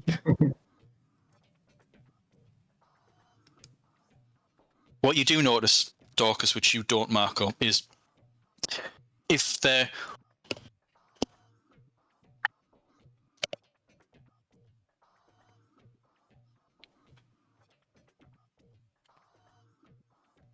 there's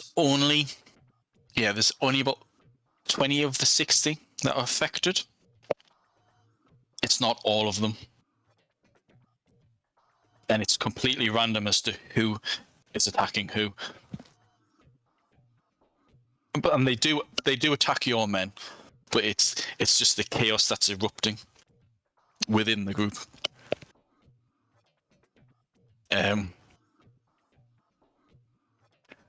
Daucus, you take a couple of hits. You've taken like 2 or 3 people down, so you've taken a few wounds, been battered quite a bit. Marco, you're now in combat. Those that haven't become murder crazed soldiers, they're pushing against your formation, and the formation's slowly beginning to crack. But at the same time, behind their front line, they're butchering each other. And by the time the reinforcements from the left and the right arrive, the 60 men are all butchered.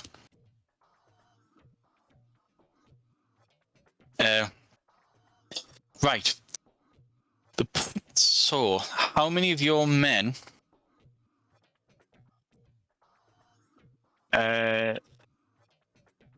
So, Marco, how many of your men did you bring?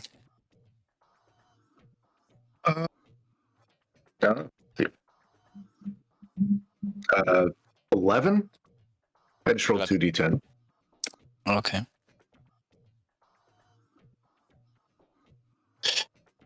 So you brought 11.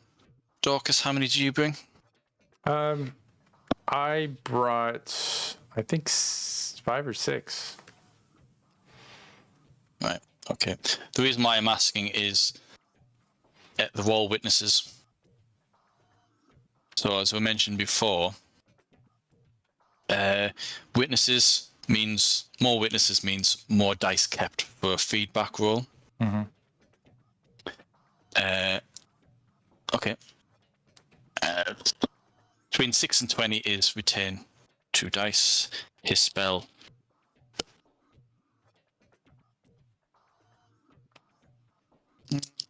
Order. Okay. Your men, you, neither of you two are affected like this.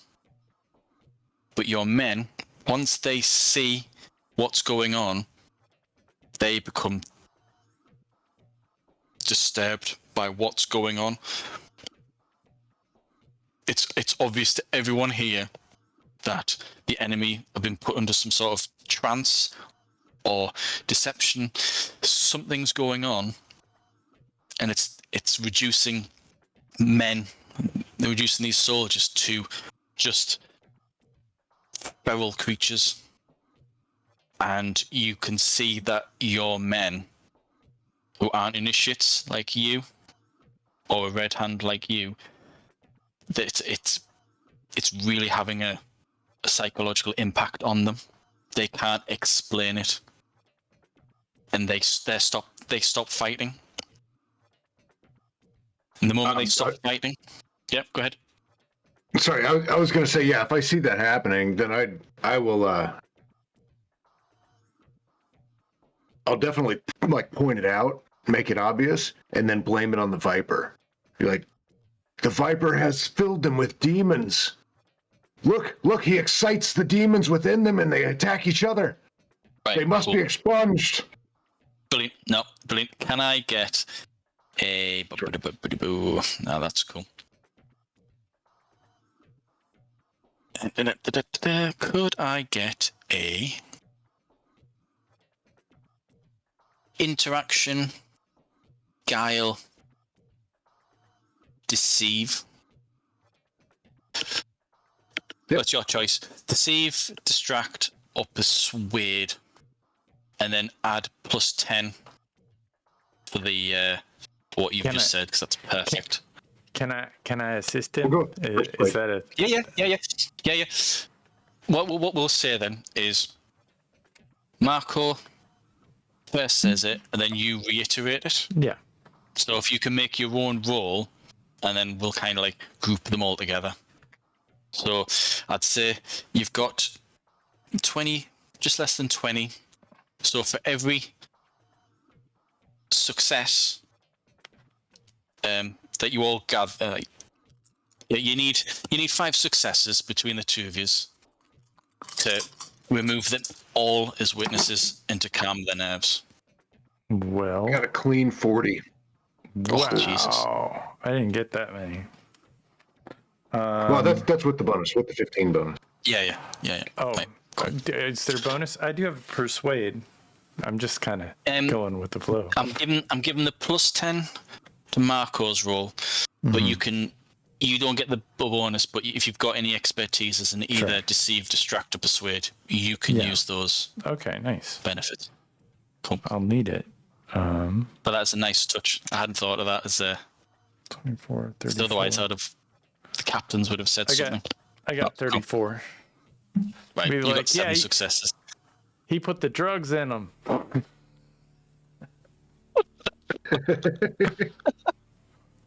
Right, cool.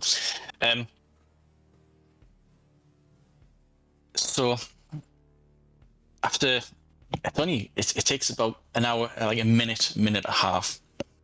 All 60 of them are dead. You've lost 2 or 3 men, but those who were shaken, those who were not initiated, they stop fighting, but they stay in formation and they defend themselves. That keeps them alive. At that point, you can see behind you that the rest of the camp gather up everything's like had been packed away and that sort of thing. Rushes in behind you guys. So you had 20 men coming in from the east, 20 men coming in from the west, and the white captains split into 2, and they kind of form a wall for the rest of the camp. to pour through. You can also see that the third ship has docked, and the men that pour through from the camp, those who can walk, those who are injured, those who need assistance, crutches, someone to carry them, that sort of thing, they pile on through. And then after them, there's another 120 men straight from the boats. They don't even have a chance to properly unpack or whatever. They're just carrying everything, and then they pile through. The tent is left behind, a lot of the cots is left behind, but no one else is. And you all, do you guys stay with the white captains on either flank to help the people get out, or do you join them?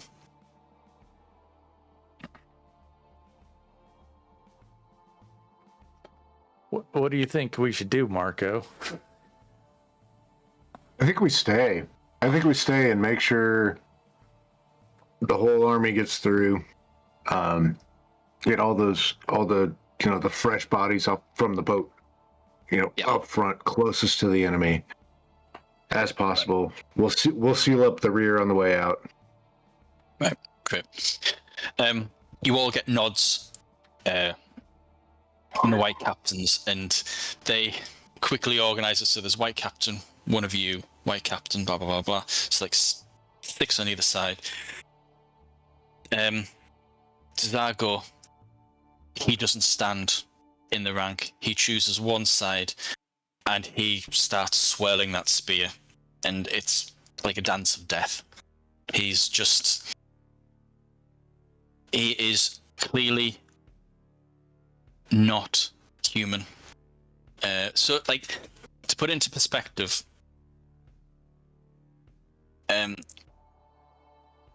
he can give each of his attacks a +20 just from magic alone.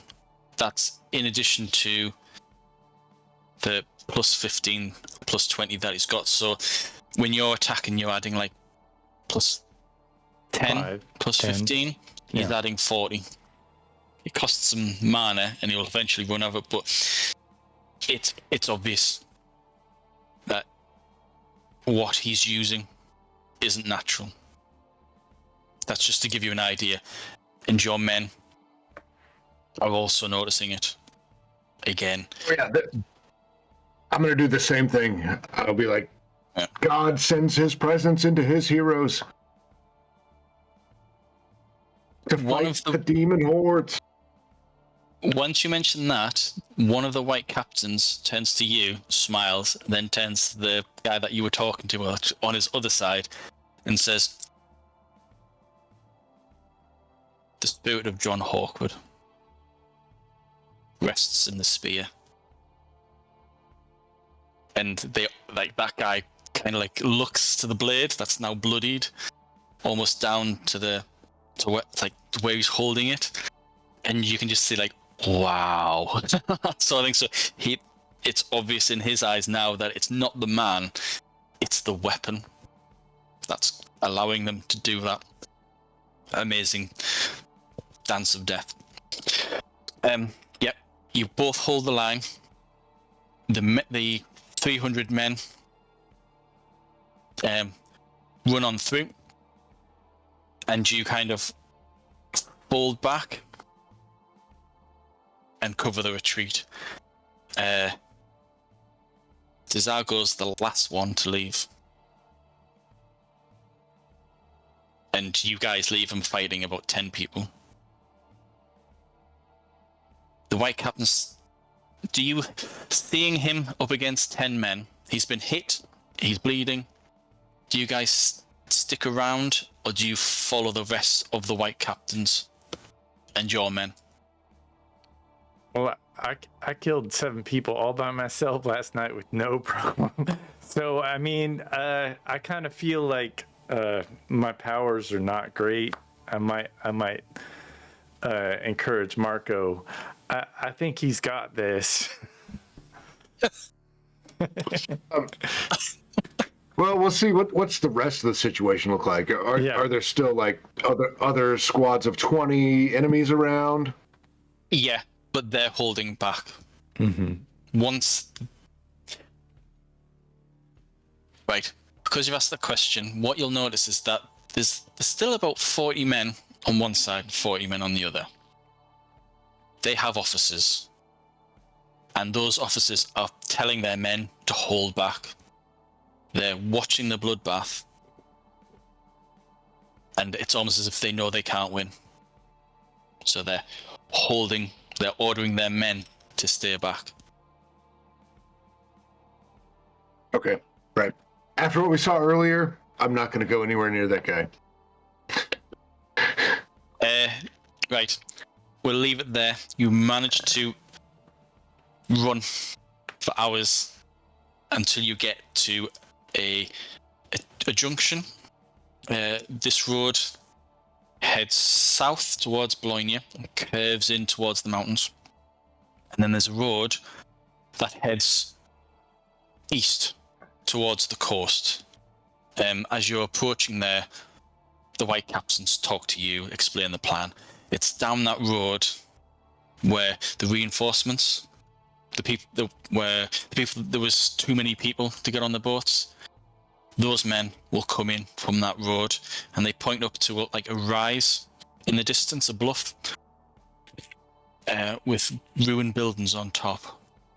And you're told that's where we've got to hold out until the reinforcements arrive.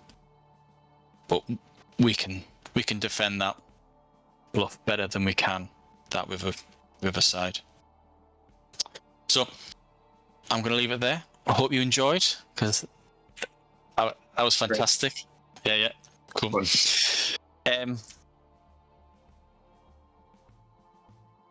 How did you find the awakening scene? I was intense. It's interesting. Good. My concern is, for me, it's the consideration of, as a player who's never played the game, you've never read the book. It's kind of a mutual thing, so that the player is in control, but the narrator's there to say, well, like, to help you not hold back, right, and to give perspective. Like, this is your character in a 2,000 years times worth of experience, so you can do pretty much anything that you want for that short scene. So I didn't want to feel as though I was railroading you, but at the same time, I wanted to make sure that it was intense. Yeah, it was intense. It was brutal. It was almost the opposite of the, it's like what Daucus is afraid of, being a brute of a guy, in size, that he's always kind of measured his emotions, and to have that ability to let go, came at a personal cost. So I feel like cinematically it was really interesting, because there was loss involved with, but he stood his ground, and he died a hero. So it definitely had some I'll say symbolism. you did an excellent job at like chipping away at hope until it brought him to that final point where it was death or nothing. Yeah. I mean, I kept. It was just because I thought, because the moment that you guys split into two, I thought, right, you're now weaker than you are together.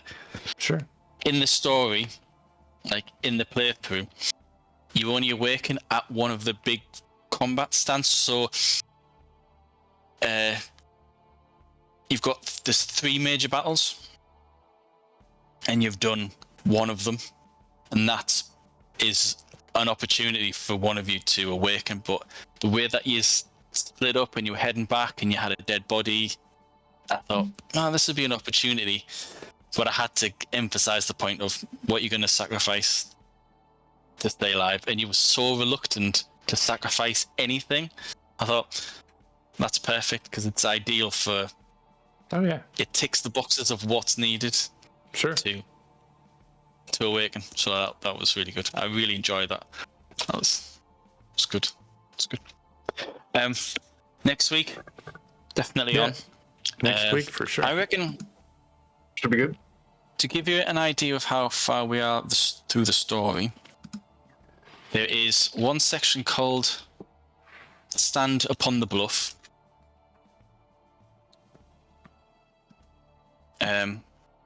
Then there's the all the forces reunite. And then that moves on to the final act, and that's split into 2 little sections. So if we do each section per session, which we kind of did today, we've probably got 3 more sessions before this story is complete. Just to give you just want to give you an idea of timescales, because up until now I've had no idea how long this will take. I didn't know if it was going to take 3 sessions, 4 sessions, 6 sessions. But now I've kind of got an idea. It always depends on the players anyway. Yeah. I mean, having 2 players makes it so much quicker. But yeah, more is better, or less is more, that sort of thing. Less is definitely Right, more. guys? Yeah. Yeah. Have you guys got any queries, questions, points before we shoot off? Overall, I am curious about the snake that got Scalvo, that startled Scalvo. Was it just a snake, or is that some kind of supernatural scout? You got me curious. Yeah. Right. Foreshadowing. Just a little I figured that'd be your response. I thought I almost expected one of the. It sounded like for a second there one of the white captains, or what are they? The white squad. That they had betrayed. Like one of them had kind of disappeared and moved off to. The white company had moved and gone turncoat, but maybe not. Oh, what you mean? Which part? There was just a moment where you're like, oh, one of the white company, or somebody kind of taken off. But it just might have been in the moment you said something, and yeah, I don't Cool. know if I caught it or not. But definitely intrigue. It's interesting the way that you played out the scene. It was very similar with the magic in the end, and how the staff, or the staff was used, or the spear was used. Spear, yeah. So Cool. but anyway, I gotta go cook some dinner for grandma, so No problem. I'm away Wednesday, Thursday, Friday, Saturday, but you've got a magical character to create. There's a few choices, a few little things to fill in. Would you want to do that in the live stream? Might take half an hour. Depends on questions. That's Or do definitely it outside. up to you. It's hard for me to kind of pick stuff out, kind of live stream. It's not incredibly exciting, but I feel like if you wanted to do that, I feel like that would be fine with me. I would imagine Miller would not find that very exciting. If you wanted to pick a day during the week, or you would. I would like to be present. I would like to be present just to see the process, because if I'm lucky, I could go through the same thing on my own and kind of get some ideas of my own. Well, I mean, yeah, then I think we live stream it, and that would be fine with me. You'll have an archive. So we'll do that. Yeah, well, hopefully, I mean, when more people watch this, when the books are released, they can watch this, and it's one of the main purposes is for people to learn before. Nice. I know it's this helpful. to accompany reading the book. Yeah. To learn. So we'll do magical character creation. first thing, and then we'll resume the story. And we'll let Bill know that the mothership will be in 4 weeks' time.